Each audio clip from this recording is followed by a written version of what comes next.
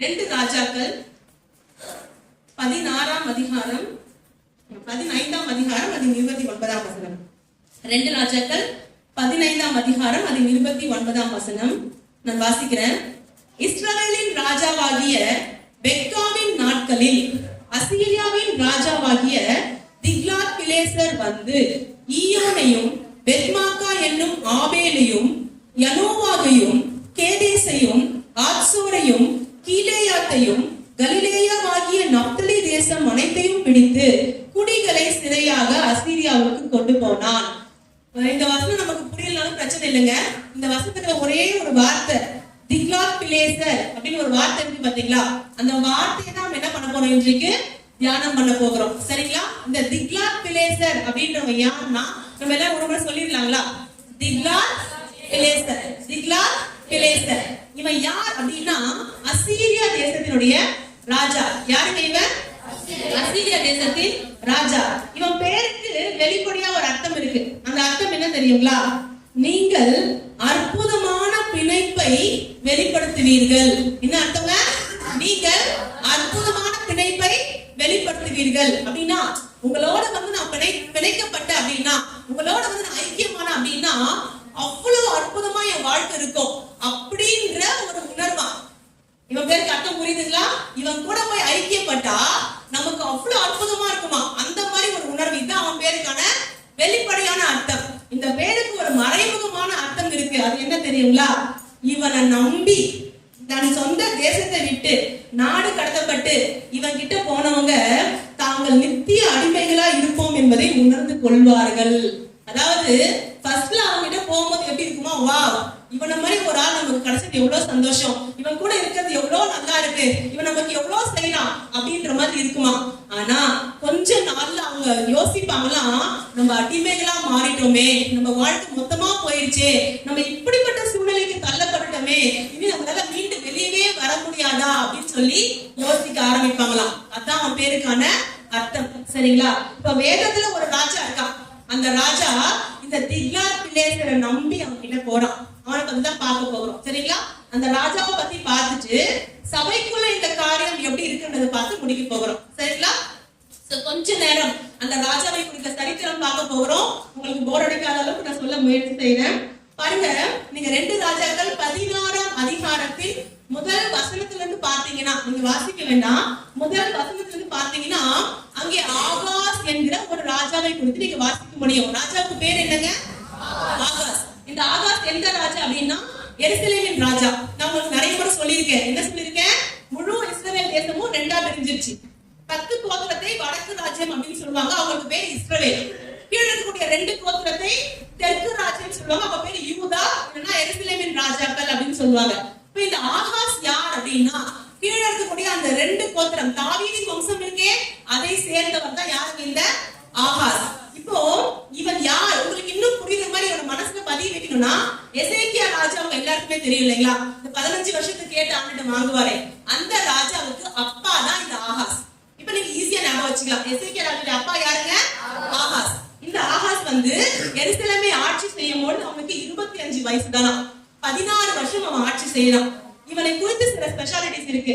என்ன அப்படின்னா இவன் இந்த ஏசாயா 38ஆம் அதிகாரம் 8ஆம் வசனத்துல ஆகாசின் சூரிய கடிகாரம் அப்படின்னு சொல்லி ஒரு காரியம் சொல்லப்பட்டிருக்கும். என்னங்க?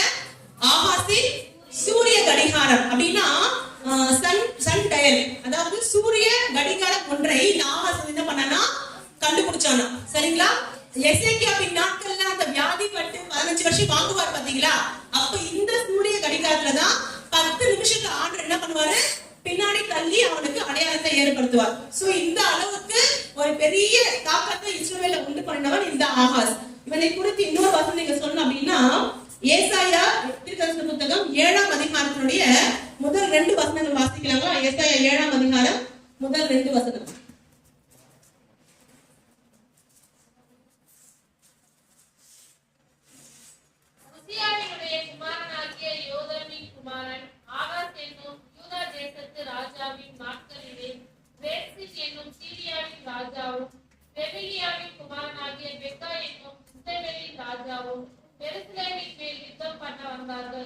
அவர்களால் அதை பிடிக்க கூடாமல் பாருங்க, உசியாவின் குமாரனாகிய யோதாமின் குமாரன் ஆகாஸ் என்னும் யூதா தேசத்து ராஜாவின் நாட்களிலே ரெக்சீன் என்னும் சீரியாவின் ராஜாவும் ரமலியாவின் குமாரனாகிய பெக்கா என்னும் இஸ்ரவேலின் ராஜாவும் எருசலேமின் மேல் யுத்தம் பண்ண வந்தார்கள்.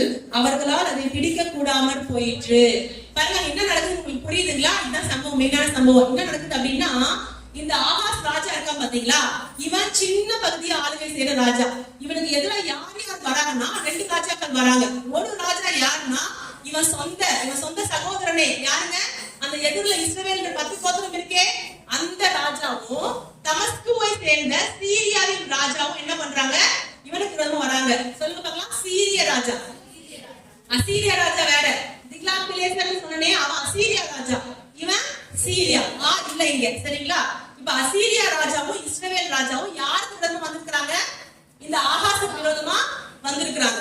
இப்போ அவனுக்கெல்லாம் வந்ததை பார்த்ததும் இந்த ஆகாஸ் பயந்து நடுங்கி கொண்டிருக்கிறானா. அந்த மாதிரி நடுங்கி கொண்டிருக்கும் போது இன்னும் அவன் ஜபிக்க கூட ஸ்டார்ட் பண்ணல. நீங்க மேற்கொண்டு வாசித்து பார்த்தா இருக்கும். அதாவது நான் ஏன் இதெல்லாம் வாசிக்கலன்னா, இன்னும் நிறைய சொல்ல வேண்டியது இருக்கு, டைம் ஆகுது, வாசிக்கல. நீங்க வீட்டுல போய் வாசித்து பாருங்க. அவன் வாயை திறந்து ஜபிக்க கூட இல்ல. கர்த்தர் ஏசாயா தீர்க்கதரிசி அனுப்புறார். அவர் சொல்றாரு, டேய், அந்த புகைகிற 2 கொல்லிக்கடையை பார்த்து பயப்படாத, அவனுக்கு ஒண்ணும் பண்ண மாட்டாங்க, நீ ஜெயிச்சிடுவ அப்படின்ற. அதே போல இவன் யுத்தத்துல ஜெயிக்கிறான். அதான் அந்த முதல் வசனம் என்ன சொல்லப்பட்டிருக்கு? அவங்க பிடிக்க யுத்தம் பண்ண வந்தும் அவர்களால் அதை பிடிக்க கூடாமற் போயிற்று. அப்ப ஆண்டவர் ஹெல்ப் பண்ணாராங்க. இந்த ஹெல்ப் நான் பண்ணுவேன் அப்படின்றதுக்கு ஒரு அடையாளம் கேளு அப்படின்னு ஏசாயா சொல்றார். நிச்சயமா ஆண்டவனை காப்பாத்துவார். ஏன்னா ரொம்ப பயந்துட்டு இருக்கான். இப்ப பயத்துல இருந்து வெளியே வரணும், ஒரு அடையாளம் வேணும். ஏதாச்சும் அடையாளம் கேட்கிறா அப்படின்னா, ஆமா நான் ஆண்டவரை டெஸ்ட் பண்ணி பார்க்க மாட்டேன்பா, ஆண்டவர் சொன்னா செய்வார்ப்பா அப்படின்றான். ஏசா என்ன பண்றாருன்னா, அடையாளம் கேட்கலையா, உனக்கு கர்த்தரே ஒரு அடையாளத்தை தர அப்படின்னு சொல்லிட்டு என்ன பண்றாரு பாருங்க. இதோ ஒரு கன்னிகை கர்ப்பவதியாகி ஒரு குமாரனை பெறுவாள், அவருக்கு இம்மானுவேல் என்று பேருவையாக அப்படின்ற தீர்க்க தரிசனம். யாரை தீர்க்க தரிசனம்? இயேசு கிறிஸ்துவை குறித்த தீர்க்க தரிசனம். அதை யார்கிட்ட சொல்றாங்க? இந்த ஆகாஸ் ராஜா கிட்ட சொல்றாங்க. உங்களுக்கு புரியுதுங்களா இவர் எவ்வளவு பெரிய ஆளுன்னு? இவர் பெருசா ஆண்டுக்கு எதுவுமே செய்யல. இவரை குறித்து இன்னும் சில காரியங்கள் சொல்ல போனா அவர் எவ்வளவு மோசமான ராஜான்னு தெரியும். ஆனாலும் இந்த ராஜா மேல எவ்வளவு கிருபை இருக்கு பாருங்களேன். அவன் சூரிய கடிகாரத்தை கண்டுபிடிக்கிறான். அவன் பயந்து உட்கார்ந்துட்டு இருந்தா, அவன் ஜெபம் பண்றதுக்கு முன்னாடியே ஆண்டவர் வந்து அவங்க கிட்ட பேசுறாரு. இந்த அளவுக்கு இப்ப யுத்தத்தை இவங்க ஜெயிச்சுட்டாங்க. சரிங்களா? யுத்தம் வந்து இவன் சார்பா ஜெயிக்கப்பட்டாயிடுச்சு. இந்த யுத்தம் ஜெயிக்கப்பட்ட அப்புறமா யுத்தம் முடிஞ்சிருச்சு, யுத்தத்தை ஜெயம் கிடைச்சிருச்சு. இப்ப இந்த ஆகாஸ் ராஜா ஒரு காரியத்தை செய்கிறான். அது நீங்க எங்க வாசிக்கலாம்னா 2 ராஜாக்கள் 16ஆம் அதிகாரத்துக்கு வாங்கல. 2 ராஜாக்கள் 16ஆம் அதிகாரத்துடைய 7ஆம் வசனத்தை உங்களுக்காக நான் வாசிக்கிறேன் பாருங்க. ஆகாஸ் அசீரியாவின் ராஜாவாகிய திக்லாத் பிலேசர் இடத்திற்கு ஸ்தானாபதிகளை அனுப்பி, நான் உம்முடைய அடியானும், என்ன சொல்றாங்க? நான் உம்முடைய அடியானும் உம்முடைய குமாரனுமா இருக்கிறேன். நீர் வந்து எனக்கு விரோதமா எழும்பின சீரியாவின் ராஜாவின் கைக்கும் இஸ்ரவேலின் ராஜாவின் கைக்கும் என்னை நீங்களாக்கி விடும் என்று சொல்லி. இப்ப சொல்லுங்க, இந்த 2 ராஜா கிட்ட இருந்ததுன்னா கொஞ்ச நேரத்துக்கு முன்னாடி ஆண்டவர் காப்பாத்துனார். கரெக்டுங்களா? இந்த சீரியாவின் ராஜா கிட்ட இருந்தோம், இஸ்ரவேல் ராஜா கிட்ட இருந்தோம் தான் ஆண்டவர் காப்பாத்தினார். யார? இந்த ஆகாஸ் ராஜாவை. இப்ப அவன் என்ன பண்றான்? யுத்தம்லாம் முடிஞ்சிருச்சு, கர்த்தர் ஜெயத்தை கொடுத்துட்டார். இருந்தாலும் ஃபியூச்சர்ல பிரச்சனை வரக்கூடாதான். அதனால இவன் என்ன பண்றான் தெரியுங்களா? அசீரியா ராஜாவாகிய திக்லாத் பிலேசர் கிட்ட போகிறான். இந்த அசீரியா ராஜா யார் தெரியுங்களா? ஏன் இவன் அங்க போனான் தெரியுமா? அந்த 10 கோத்திரம் இருக்கே, இஸ்ரவேலின் 10 கோத்திரம், ஆண்டவர் அந்த 10 கோத்திரத்தை இந்த அசீரியா ராஜாவாகிய திக்லாத் பிலேசர் கையில ஒப்பு கொடுத்திருந்தார். அதாவது இந்த திக்லாத் பிலேசர் எல்லா எல்லையும் கைப்பற்றிட்டான். எது மட்டும் அவன் கைக்கு வரல தெரியுங்களா? இந்த ஆகாஸ் ஆண்டு கொண்டிருக்கிற எருசலேம் மட்டும் அவன் கைக்கு வரல. ஏன் போல தெரியுமா? ஆண்டவர் வெட்டி கொடுக்கல. உங்களுக்கு புரியுற மாதிரி சொல்றேன் பாருங்க. திக்லாத் பிலேசர் கிட்ட முழு உலகமும் கண்ட்ரோலுக்கு வந்துடுது. ஆனா கர்த்தர் எருசலேம் மட்டும் கொடுக்காம வச்சிருக்கிறார். இந்த ஆகாஸ் புத்தி கேட்டு போய் தான அடிமையாகும். எப்படிங்க? தான அடிமையாகிறான். அசீரியா ராஜா பிடிக்கிறதுக்கு வரல, கர்த்தரை ஒப்பு கொடுக்கல. ஆனா அவன் என்ன பண்றான்? தானா போய் திக்லாத் பிலேசர் என்ன சொல்றாங்க? நான் உம்முடைய அடியானும் உம்முடைய குமாரனுமா இருக்கிறேன் அப்படின்றான். திக்லாத் பிலேசர் ராஜா, நான் கர்த்தரை தேடல, நான் உன்னையே தேடுறேன், நீ வந்து என்ன காப்பாத்துது அப்படின்றான். உடனே இந்த திக்லாத் பிலேசர், என்ன நம்பி வந்துட்ட, நீ வந்துட்டியே, பரவாயில்லையே, உன் கர்த்தரே ஒப்பு கொடுக்கல, நீ வந்துட்ட, வெரி குட் அப்படின்னு சொல்லிட்டு என்ன பண்றான் அப்படின்னா, இவன் என்ன ஹெல்ப் கேட்டா அந்த ஹெல்ப்பை செஞ்சுட்டான். செஞ்சதும் இந்த ஆகாஷ் ராஜாவுக்கு ஒரு விருப்பம். என்ன விருப்பம் அப்படின்னா, சரி நான் கேட்டதும் இந்த பெரிய ராஜா ஹெல்ப் பண்ண வந்துட்டாரே, அவன் எதை யோசிக்கல தெரியுமா? நீ கேட்காமலே இயேசு உனக்கு ஹெல்ப் பண்ணார், நீ கேட்காமலே தேவன் உனக்கு ஹெல்ப் பண்ணார். உனக்கு அது பெருசா தெரியல. இப்ப எது இந்த ஆகாஷ் பெருசா தெரியுதுன்னா, நான் கேட்டதும் திக்லாத்-பிலேசர் வந்து ஹெல்ப் பண்ணிட்டானே, அது ரொம்ப பெருசா தெரியுது. அதனால என்ன பண்ணானா, அவனுக்கு தேங்க்ஸ் சொல்லலாம்னு சொல்லிட்டு தமஸ்குவுக்கு நேரா போறான். தமஸ்குவுக்கு போனவன் அங்க பாக்குறான், ஒரு பெரிய பலிபீடம் இருக்கு. ஒரு பெரிய பலிபீடம். அது ஆண்டவருடைய பலிபீடம் இல்ல, தமஸ்குவின் தெய்வங்களுக்கு அவங்க பலி செலுத்துகிற பலிபீடம். அந்த பலிபீடத்தை பார்த்ததும் இவருக்கு ஆசையா இருக்கும். வாவ், எவ்வளவு பெருசா இருக்கு பலிபீடம், எவ்வளவு பிரம்மாண்டமா இருக்கு, இதே மாதிரி ஒண்ணு நம்ம ஊர்ல இருந்தா எப்படி இருக்கும் அப்படின்னு பிளான் பண்ணி அந்த பலிபீடத்துடைய ப்ளூ பிரிண்ட வரைஞ்சி அதை எருசலேமுக்கு அனுப்பிச்சு வைக்கிறான். இவன் ஊர் போய் சேர்றதுக்குள்ள அங்க இருக்கக்கூடிய ஆசாரியன் அதே போல ஒரு பலிபீடத்தை ஆலயத்துல கட்டி வச்சுட்டான். சரிங்களா? இப்போ இந்த ஆகாஷ் ராஜா இருக்கான் இல்லையா, இவன் என்ன பண்றான், ஊருக்கு வந்து அந்த பலிபீடத்துல சில பலிகளை செலுத்துறான். அது நீங்க வாசிக்கலாம். 2 ராஜாக்கள். நான் சொல்றதா உங்களுக்கு ஒருவேளை புரியலன்னா கூட சும்மா காதுல போட்டுட்டே வாங்க, பின்னாடி நான் எக்ஸ்பிளைன் பண்ணும்போது உங்களுக்கு புரியும். 2 ராஜாக்கள் 16ஆம் அதிகாரத்தினுடைய 15ஆம் வசனம் வாசிக்கிறேன் பாருங்க. 2 ராஜாக்கள் 16:15. ராஜாவாகிய ஆகாஸ் ஆசாரியனாகிய உரியாவை நோக்கி, இந்த பெரிய பலிபீடத்தின் மேல் நீ காலை சர்வாங்க தகன பலியையும் மாலை போஜன பலியையும் ராஜாவின் சர்வாங்க தகன பலியையும் அவருடைய போஜன பலியையும் தேசத்தினுடைய சகல ஜனத்தின் சர்வாங்க தகன பலியையும் அவர்கள் போஜன பலியையும் அவர்கள் பான பலியையும் செலுத்தி அதில் மேல் சர்வாங்க தகனங்களின் சகல ரத்தத்தையும் தெளிப்பாயாக. அந்த வெண்கல பலிபீடமோ நான் சன்னதம் கேட்கிறதற்கு உதவும் என்றார். இது உங்களுக்கு புரியுற மாதிரி எக்ஸ்பிளைன் பண்றாங்க. இப்படியே வாசிச்சா உங்களுக்கு புரியாது. வந்துட்டானா, இப்ப அந்த ஆகாஷ் ராஜா என்ன பண்ணிட்டான், திக்லாத்-பிலேசரை மீட் பண்ணிட்டு சொந்த ஊருக்கு வந்துட்டான். அங்க என்ன இருக்கு, இப்போ ஒரு புது பலிபீடம் இருக்கு. எங்க இருந்து காப்பி பண்ணது? தமஸ்குல இருந்து காப்பி பண்ண புது பலிபீடம். அது எங்க வச்சிருக்கான் தெரியுமா? தேவாலயத்துல. பிதாவாகிய தேவன் ஒரு பிளான் கொடுத்தாரே, ஒரு வெண்கல பலிபீடம் அங்க வெளி பிரகாரத்துல இருக்கணும்னு சொல்லிட்டு அந்த இடத்துல இந்த புது பெரிய பலிபீடம் நிக்குது. அந்த குட்டி பலிபீடம் ஆண்டவர் இருக்கே, அதை ஒரு ஓரமா வச்சுட்டான். ஓரமா வச்சுட்டு, நான் ஏதாவது ஆண்டவர்கிட்ட என்கொயரி பண்றதுக்கு இது யூஸ் ஆகட்டும், இது ஒரு ஓரமா இருக்கட்டும் அப்படின்னு சொல்லிட்டு இந்த பெரிய பலிபீடத்தின் மேல என்னென்ன செலுத்தணுமா, காலையில போஜன பலி செலுத்தணுமா, மாலையில பலி செலுத்தணுமா, ராஜாவின் பலியை செலுத்தணுமா, ஜனங்களின் பலி எல்லாத்தையும் செலுத்தணுமா. இதெல்லாம் செலுத்தணும் யார் சொன்னது தெரியுங்களா? லேவி ராகமத்துல ஆண்டவர் சொன்னார். அப்ப இதெல்லாம் யாருடைய பலி? கர்த்தருடைய பலி. கர்த்தருடைய பலியை கொண்டு போய் எது மேல பலி செலுத்தினான்? அந்த புது பெரிய பலிபீடத்தின் மேல பலி செலுத்தினான். அது கர்த்தருடைய பலிபீடமா? அது கர்த்தர் இல்ல. உங்களுக்கு புரியுது நான் சொல்றது? புரியுதுங்களா? தமஸ்குவின் தெய்வங்களுக்கு அவங்க வச்சிருந்த பலிபீடத்தின் மாடலை கொண்டு வந்து எருசலேம் தேவாலயத்துக்குள்ள வச்சுட்டு அது மேல கர்த்தருக்கு பலி செலுத்துறான். இதை கர்த்தர் ஏற்றுக்கொள்வாரா? ஏற்றுக்கொள்ள மாட்டார். நீங்க எக்ஸ்ட்ரா எவ்வளவு பலி கொடுங்க, ஏற்றுக்கொள்வாரா? சாலமோன் மாதிரி 1000 காளைகளை பலியிட ஏற்றுக்கொள்வாரா? அந்த குட்டி வெண்கல பலிபீடத்துல நீங்க எவ்வளவு கொடுத்திருந்தாலும் கர்த்தர் அதை ஏற்றுக்கொண்டிருப்பார். ஏன்னா அது அவர் எதிர்பார்த்தது, அவர் கொடுத்தது. அந்த மாதிரி தான் இன்னைக்கு நிறைய சமயங்கள்ல இயேசுவையே ஒதுக்கி வச்சுட்டு இயேசுவுக்கு பெரிய ஆராதனைகளை நம்ம செஞ்சுட்டு இருக்கோம். நம்ம காப்பி பண்ண மாடல் எங்க தெரியுங்களா?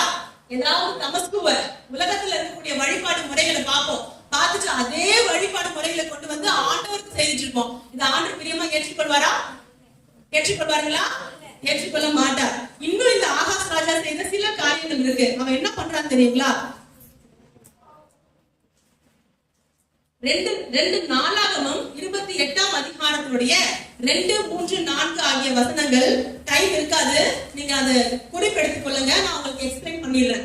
சரிங்களா? 2 நாளாகமம் 28ஆம் அதிகாரத்தினுடைய 2, 3, 4 ஆகிய வசனங்கள்.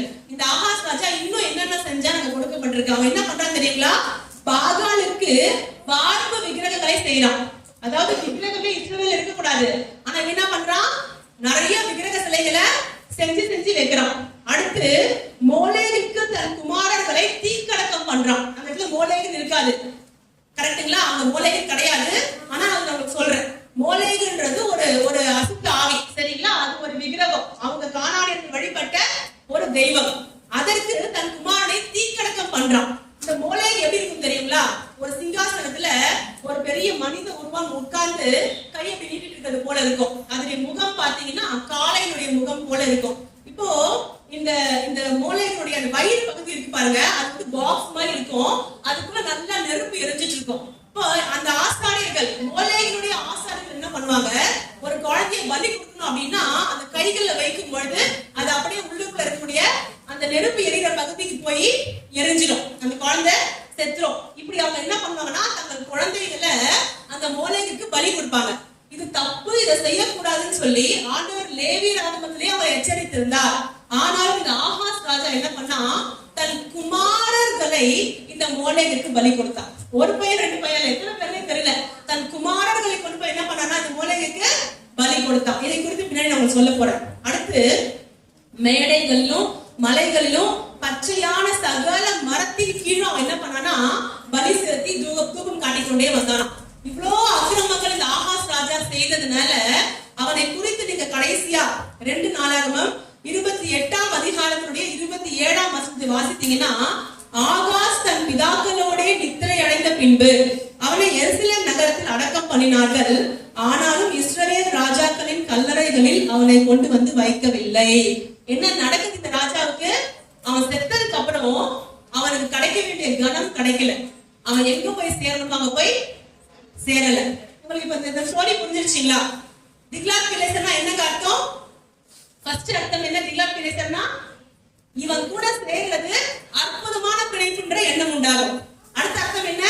யாரெல்லாம் அவன்கிட்ட போய் சேர்ந்தாங்களோ அத்தனை பேரும் நித்திய அடிமைத்தனத்துக்கு உள்ளாயிட்டாங்க. இனி அவங்களால விடுதலையாகவே முடியாது.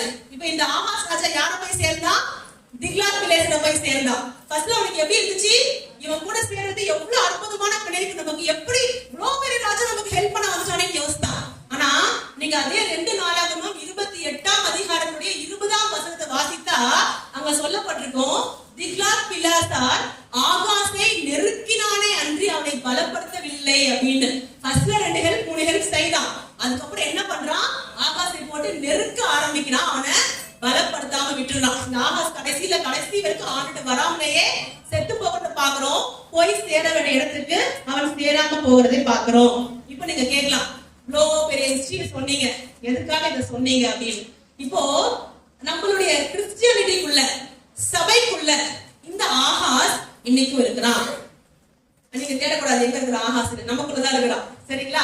நம்மளுடைய கிரியைகள்ல அந்த ஆகாஸ் காணப்படுகிறான். நம்மளுடைய செயல்பாடுகள்ல நம்மளுடைய ஆக்ஷன்ஸ் எல்லாத்தையுமே இந்த ஆகாஸ் வந்து சபைக்குள்ள இன்றைக்கும் இருந்து கொண்டிருக்கிறான். இப்போ இந்த ஆகாஸ் இருந்து செலுத்துற பலி கர்த்தருக்கு பிரியமா இருந்துச்சா? இல்ல. அப்போ நமக்குள்ளேயே இந்த ஆகாசின் தன்மைகள் காணப்படும்னா, சபைக்குள்ள இந்த ஆகாசின் தன்மைகள் காணப்படும்னா, இந்த சபையிலிருந்து செலுத்தப்படுகிற பலி கர்த்தருக்கு பிரியமா இருக்குமா? நமக்குள்ள இருந்து நம்ம கர்த்தருக்கு செலுத்துற பலி எனக்கு பிரியமா இருக்குமா? இருக்காது. அப்போ நமக்குள்ள இருக்கிற ஆகாச கண்டுபிடிச்சு அவன் என்ன பண்ணி அவனை இன்னைக்கு வெளியே துரத்தி ஆகணும், அவனை அடிச்சாகணும். சோ அதுதான் இன்னைக்கு கர்த்தர் கற்றுக் கொடுக்க போகிறார். பாருங்க, ஒரு சரீரம், எல்லாரும் சொல்லுங்களேன், ஒரு சரீரம். இந்த ஒரு சரீரத்தை வச்சு தேவனை துதிக்க முடியுங்களா? இதே சரீரத்தை வச்சு சாத்தானையும் துதிக்க முடியும். நீங்க என்ன, ஐயோ சாத்தானை துதிக்கிறதா? நானா? சீச்சி, சான்ஸே கிடையாது. நான் அவனா சரியா திட்டுவேன் தெரியுமா? அவன் மட்டும் என் முன்னாடி வந்தா நம்ம டயலாக் நல்லா பேசுவோம்.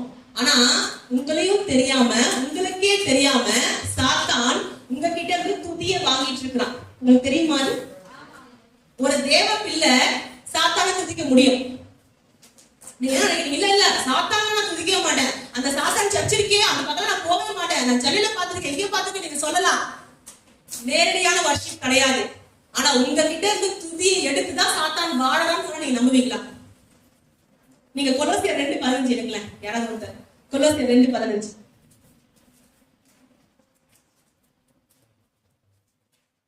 மைக்ல வாசிங்க. கொலோசியர் 2:15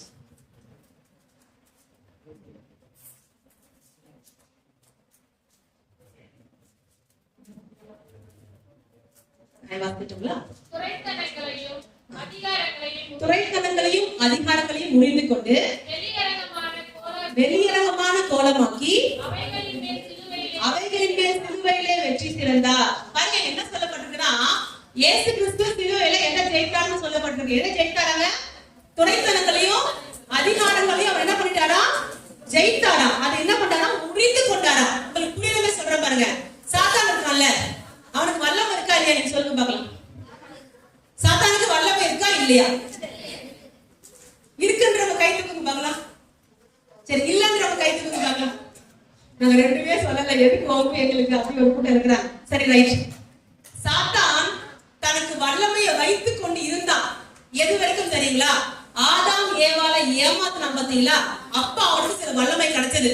அதை வச்சுட்டு அவன் சில கிரியைகளை செய்து கொண்டிருந்தான். எது வரைக்கும் அந்த வல்லமை அவன்கிட்ட இருந்துச்சு அப்படின்னா, இயேசு கிறிஸ்து சிலுவையில அறையப்படுற வரைக்கும் தான் அந்த வல்லமை அவன்கிட்ட இருந்துச்சு. இப்ப இந்த வசனத்தின் படி என்ன நடக்குதுங்க? துரைத்தனங்களையும் அதிகாரங்களையும் உரிந்து கொண்டு வெள்ளியரங்கமான கோலமாக்கி அவைகளின் சிலுவையிலே வெற்றி சிறந்தார். இயேசு எப்ப சிலுவையில மரித்து உயிரோடு எழுந்தாரோ, சாத்தானுடைய எல்லா வல்லமையும் என்ன பண்ணிட்டாராம்? உரிந்து கொண்டாராம். அவன்கிட்ட வல்லமையே இல்ல. அப்ப சொல்லுங்க, இப்ப சாத்தானுக்கு வல்லமை இருக்கா இல்லையா? இல்ல. அப்படியே பேய் ஆடு, பேய் பிடிக்குதா இல்லைங்களா? நிறைய பேரு சர்ச்சில் கூட சமத்துல வந்து ஓ நான் எங்க அப்படின்னு சொல்லி பேசுறாங்களா இல்லைங்களா? நீங்க பாக்குறீங்க தானே? பேய் பிசாசு கிரியை செய்து பாக்குறீங்களா பாக்கலீங்களா? பாக்குறீங்க. இயேசு சிலுவையிலேயே அவைகளை எல்லாம் உரிந்து கொண்டார் அப்படின்னா சாத்தானுக்கு எங்க இருந்து வல்லமை கிடைச்சது? நீங்க என்ன புரியுது? நான் சொல்றது உங்களுக்கு புரியுதுங்களா?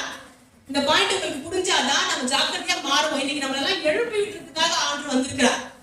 நல்லா புரிஞ்சுக்கோங்க. அவனுக்கு வல்லமை இல்லைன்னு பைபிள் சொல்லுது. ஆனா அவனுக்கு வல்லமை இருக்கு. நம்ம பாக்குறோமா இல்லைங்களாங்க? அவன் எவ்வளவு கிரியை செய்யறான், அவன் நடச்சதை சாதிச்சுட்டு போயிட்டே இருக்கான். எவ்வளவு பயப்படுற சாத்தானுக்கு! பில்லி சுடி ஒரு லெமனை பார்த்துட்டு இவ்வளவு பயப்படுறோம். எலுமிச்சை பழம் வீட்டு வாசல் இருந்துச்சுன்னா, 2 துளி ரத்தம் இருந்துச்சுன்னா, கொஞ்சம் குங்குமம் இருந்துச்சுன்னா நமக்கு பயம் வருதா வரலைங்களா? ஏன்? ஏன்னா சாத்தானுக்கு வல்லமை இருக்கு. நம்ம நம்புறோம். அவனுக்கு வல்லமை ஏதோ இருக்கிற மாதிரி தான் தெரியுது. நமக்கும் குடும்பத்துல லெமனை பார்த்துட்டு உள்ளுக்குள்ள பிரச்சனை ஸ்டார்ட் ஆகுதுங்களா இல்லைங்களா? அப்படின்னா இந்த சாத்தானுக்கு வல்லமை எங்கிறது கிடைச்சது? எங்கிறது கிடைச்சது? நம்ம கிட்ட இருந்து தான் கிடைச்சது. அவன் என்ன பண்றான் தெரியுங்களா? எப்படி ஆதாம் ஏவாளை ஏமாத்தி அவங்க கிட்ட இருந்த அதிகாரத்தை வாங்கிக்கிட்டு இயேசுவுக்கே டஃப் கொடுத்தானோ, என்ன பண்ணா இயேசுவுக்கு? உலகமும் எல்லாம் எனக்கு கொடுக்கப்பட்டிருக்கு, என் கால்ல மட்டும் விழுந்து பறிச்சுக்கிட்டீங்கன்னா எல்லாத்தையும் உனக்கு கொடுத்துருவா அப்படின்னு இயேசுவை பார்த்தே சொன்னான். அது போல தேவ பிள்ளைகளாகிய உங்களுக்கும் எனக்கும் கொடுக்கப்பட்ட அதிகாரத்தையும் வல்லமையும் சாத்தான் என்ன பண்றா தெரியுமா? திருடுறான். திருடிதான் பூமியில செயல்படுறான். அப்போ சாத்தான முடிச்சுன்னு வேலை செய்ய விடுறது யாரு? நாம தான். எப்படின்னு கத்துக்க போறோம். நம்ம என்னென்னலாம் செய்யறதுனால சாத்தான் இன்னும் இந்த பூமியில ஆடிட்டு இருக்கிறான் அப்படின்னு தெரிஞ்சா நம்ம கொஞ்சம் பூமியவே திருத்த முடியுமான்னு தெரியல. நம்ம திருத்திட்டோம்னா அட்லீஸ்ட் இந்த எல்லையில சாத்தான் கிரியை செய்ய முடியாதுல்ல. நான் சொல்றது உங்களுக்கு புரியுதுங்களா? நம்ம முழு பூமிக்கு போவேனா, உங்க குடும்பத்தை சாத்தான் கிரியை செய்யக்கூடாது, நம்ம இருக்கிற அந்த சபையில சாத்தான் கிரியை செய்யக்கூடாது, இந்த ராமாவில சாத்தான் கிரியை செய்யக்கூடாது. அதுக்கு என்ன பண்ணலாம்? நம்ம எல்லையை வந்து அட்லீஸ்ட் சரி பண்ணலாம்ல. அதை செய்ய போறோம். இன்னைக்கு செய்யலாங்களா? பாருங்க, இந்த ஒரே சரீரத்துல நம்ம தேவனையும் துதிக்க முடியும், சாத்தானையும் துதிக்க முடியும். தேவனை துதிக்கும் போது தேவன் மகிமைப்படுகிறார். சாத்தானை துதிச்சோம் அப்படின்னா அவன் தனக்கான வல்லமையை பெற்றுக் கொள்கிறான். நம்ம அவன்கிட்ட நம்ம சப்மிட் பண்ணிட்டோம்னாலே நமக்குள்ள கர்த்தர் கொடுத்திருக்கிற வல்லமை இருக்கே. நீங்க மார்க் 16ஆம் அதிகாரம் கடைசி வசனங்களை பார்த்தா விசுவாசிகளால் நடக்கும் அடையாளங்கள் ஆகணும் அப்படின்னு சொல்லி ஒவ்வொரு விசுவாசிக்கும் கர்த்தர் என்ன கொடுத்திருக்கிறாரு? வல்லமையை கொடுத்திருக்கிறார். இப்ப இந்த சாத்தான் என்ன பண்றான்? அதெல்லாம் திருடுறான். அவனுக்கு பேர் என்ன? திருடன். அவன் எதுக்கு வரான்? நம்ம கிட்ட இருக்கிற வல்லமைய திருடுறதுக்கு வரான். அதை திருடினாதான் அவன் என்ன பண்ண முடியும்? வேலை செய்ய முடியும். புரியுதுங்களா? இப்போ எப்படி இந்த ஆகாஷ் பெரிய பலிபீடத்தை கட்டி அதுல கர்த்தருக்கு பலி செலுத்தி கொண்டே இருந்தானோ, அதே போல நிறைய சமயங்கள்ல நம்ம என்ன பண்றோம் தெரியுமா?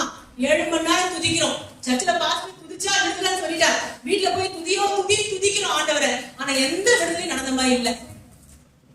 நீங்க செக் பண்ணி பாத்துருக்கீங்களா? ஒரு நாள் ட்ரை பண்ணி பார்ப்போம், எந்த ரிசல்ட் எல்லாம் விட்டுருவோம். ரீசன் என்ன? இன்னைக்கு அதை நம்ம தெரிஞ்சுக்கொள்ள போகிறோம். பாருங்க, இந்த ஆகாஷ் செய்த காரியங்களை போல நாமும் சில காரியங்களை செய்து கொண்டிருக்கிறோம். இதுக்கு மேல நான் பேச போற சில காரியங்கள் ஓபனா சபையில பேசிதான் ஆகணும். இதை நான் பேசல அப்படின்னா, அதாவது சபையார் தேவ ஊழியர்கள் இங்க இருந்து பேசல அப்படின்னா சாத்தான் இன்னும் நிறைய கிரியைகளை செய்துட்டே இருப்பான். அதனால சில விஷயங்களை ஓபனா பேசுறேன், கொடுக்க தேவையில்லை. இதுல ஏதாவது விஷயங்கள் உங்க வாழ்க்கையில இருக்குன்னு கண்டுபிடிச்சீங்கன்னா மனசுக்குள்ளவே கர்த்தர்கிட்ட சொல்லி மனசு மாறிடு. வெளிப்படையா வந்து நீங்க யார்கிட்டயும் சாட்சி சொல்ல தேவையில்லை, எங்க யார்கிட்டயும் இப்படி இருக்குன்னு நீங்க சொல்ல தேவையில்லை. நம்ம எப்படி டீசெண்டா இருக்கோமோ அதே மாதிரி இருந்துட்டு போறோம். ஆனா நம்ம ஆத்மாக்களுக்கு தெரியும் இந்த பிரச்சனை நமக்குள்ள இருக்கா இல்லையா. அப்படி இருக்கிறத கண்டுபிடிச்சீங்கன்னா கர்த்தர் இன்னைக்கு உங்களோட பேசுறார். அப்படி இல்லைன்னா குற்ற உணர்வு அடையாதீங்க, அது உங்களுக்கு இல்ல. நான் சொல்றது புரியுதுங்களா? ஏன்னா அவ பாட்டுக்கு வந்தா இது இஷ்டத்துக்கு பேசிட்டு போறாளே அப்படின்னு நீங்க நினைச்சிட கூடாது. கர்த்தர் சொல்றதை நான் சொல்றேன். இதை நான் என்ன சொல்றேன்னா, குழந்தைகளை வச்சுட்டு ஒரு செய்தியை உருவாக்குற அளவுக்கு ரெடி பண்ற அளவுக்கு எனக்கு டைம் கிடையாது. ஆனா ஆண்டவர் நைட்ல 1 மணி 2 மணி உட்கார வச்சு மணிக்கணக்குல இந்த காரியத்தை சபைக்கு சொல்லுன்னு பேசுறா. புரிஞ்சு கொள்ளுங்க. அதனாலதான் நான் சொல்றேன். முதல்ல இந்த ஆகாஷ் என்ன பண்ணா, தன் குழந்தைய மோலேகுக்கு என்ன பண்ணா, பலி செலுத்தினான், தீக்கடக்கம் பண்ணினா, குழந்தைய எரிச்சா மோலேகுக்காக. இது இன்னைக்கு சபையில இருக்கு. நீங்க கேட்பீங்க, நாங்க எங்க குழந்தைய பலி செலுத்துறோம், எங்களுக்கு குழந்தை கிடைக்கிறதே பெருசா இருக்கு, நீங்க பலி செலுத்துறதை பத்தி பேசுறீங்க. அதாவது அபாஷன். அபாஷன் என்னது? கருக்கலைப்பு. கேள்விப்பட்டிருக்கீங்களா? ஒரு குழந்தை திருடும், வேணா அந்த குழந்தை என்ன பண்ணுவாங்க, மாத்திரை சாப்பிட்டோ இல்ல ஏதாவது நம்ம கிராமத்துக்குள்ள இருக்கிற விஷயத்தை சாப்பிட்டோ அதை கலைச்சிடுவாங்க. இந்த கரு கலைப்பு நம்ம செய்யும் பொழுது அந்த கருவை, அந்த சிசுவை இந்த மோலேகு தனக்கான பலியாக எடுத்துக்கொள்கிறான். நான் சொல்றது உங்களுக்கு புரியுதுங்களா? கரு கலைப்பு யாருமே செய்யக்கூடாது, கிறிஸ்தவர்கள் நிச்சயமா செய்யக்கூடாது. செய்தீங்க அப்படின்னா உங்க கர்ப்பத்துல இருக்கிற அந்த குழந்தைய மோலேகு தனக்கான பலியாக எடுத்துக்கொள்கிறான். இப்போ எப்படி எல்லாம் இது நடக்குது? இப்போ ஒரு குழந்தை 2 குழந்தை ஆயிரும், இல்லைன்னா இது பெண் குழந்தையா இருக்குமான்ற ஒரு டவுட் வரும். சில சிம்டம்ஸ் யூடியூப்ல பாப்பாங்க, ஐயோ ஏற்கனவே நிறைய பெண் குழந்தை இருக்கு, திரும்ப பெண் குழந்தை வேணாம்னு நினைப்பாங்க.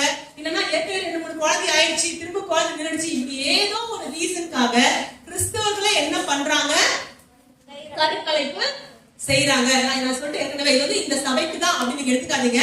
சொல்ற எல்லா விஷயமும் நீங்க காதுல வாங்கிக்கோங்க. உங்களுக்குள்ள இருந்தா நீங்க மனம் திரும்ப போறீங்க, இல்லாத பட்சம் வேற யாருக்கும் ஒருத்தர் கருத்து பேசுறாங்க. சரிங்களா? பாருங்க, அப்போ இது மட்டும் இல்ல, திருமணத்துக்கு முன்னாடி தவறான உறவுகள்ல ஈடுபடுறாங்க பாத்தீங்களா, இந்த காரியமாகட்டும், திருமணத்துக்கு அடுத்தும் திருமணத்துக்கு வெளியே, அதாவது அவங்க கணவன் மனைவியா இருக்க மாட்டாங்க, வேற ஹஸ்பண்ட் வேற ஒய்ஃபா இருக்கும். புரியுதுங்களா? அந்த மாதிரி தவறான உணர்வுகள்ல அவங்க ஈடுபடும் பொழுதும் அந்த மாதிரி உண்டாகக்கூடிய கருக்களை அவங்க அபாஷன் பண்றாங்க பாத்தீங்களா, கருக்கலைப்பு செய்யறாங்க பாத்தீங்களா, அதையும் இந்த மோலேகு என்ன பண்றான், தனக்கான பலியாக எடுத்துக்கொண்டு அந்த பவர்ல கிரியை செய்யறான். புரிந்து கொள்ளுங்க. அதாவது அவனுக்கு பவர் கிடைச்சு என்ன ஆக போகுதுன்னு நீங்க கேட்கலாம்.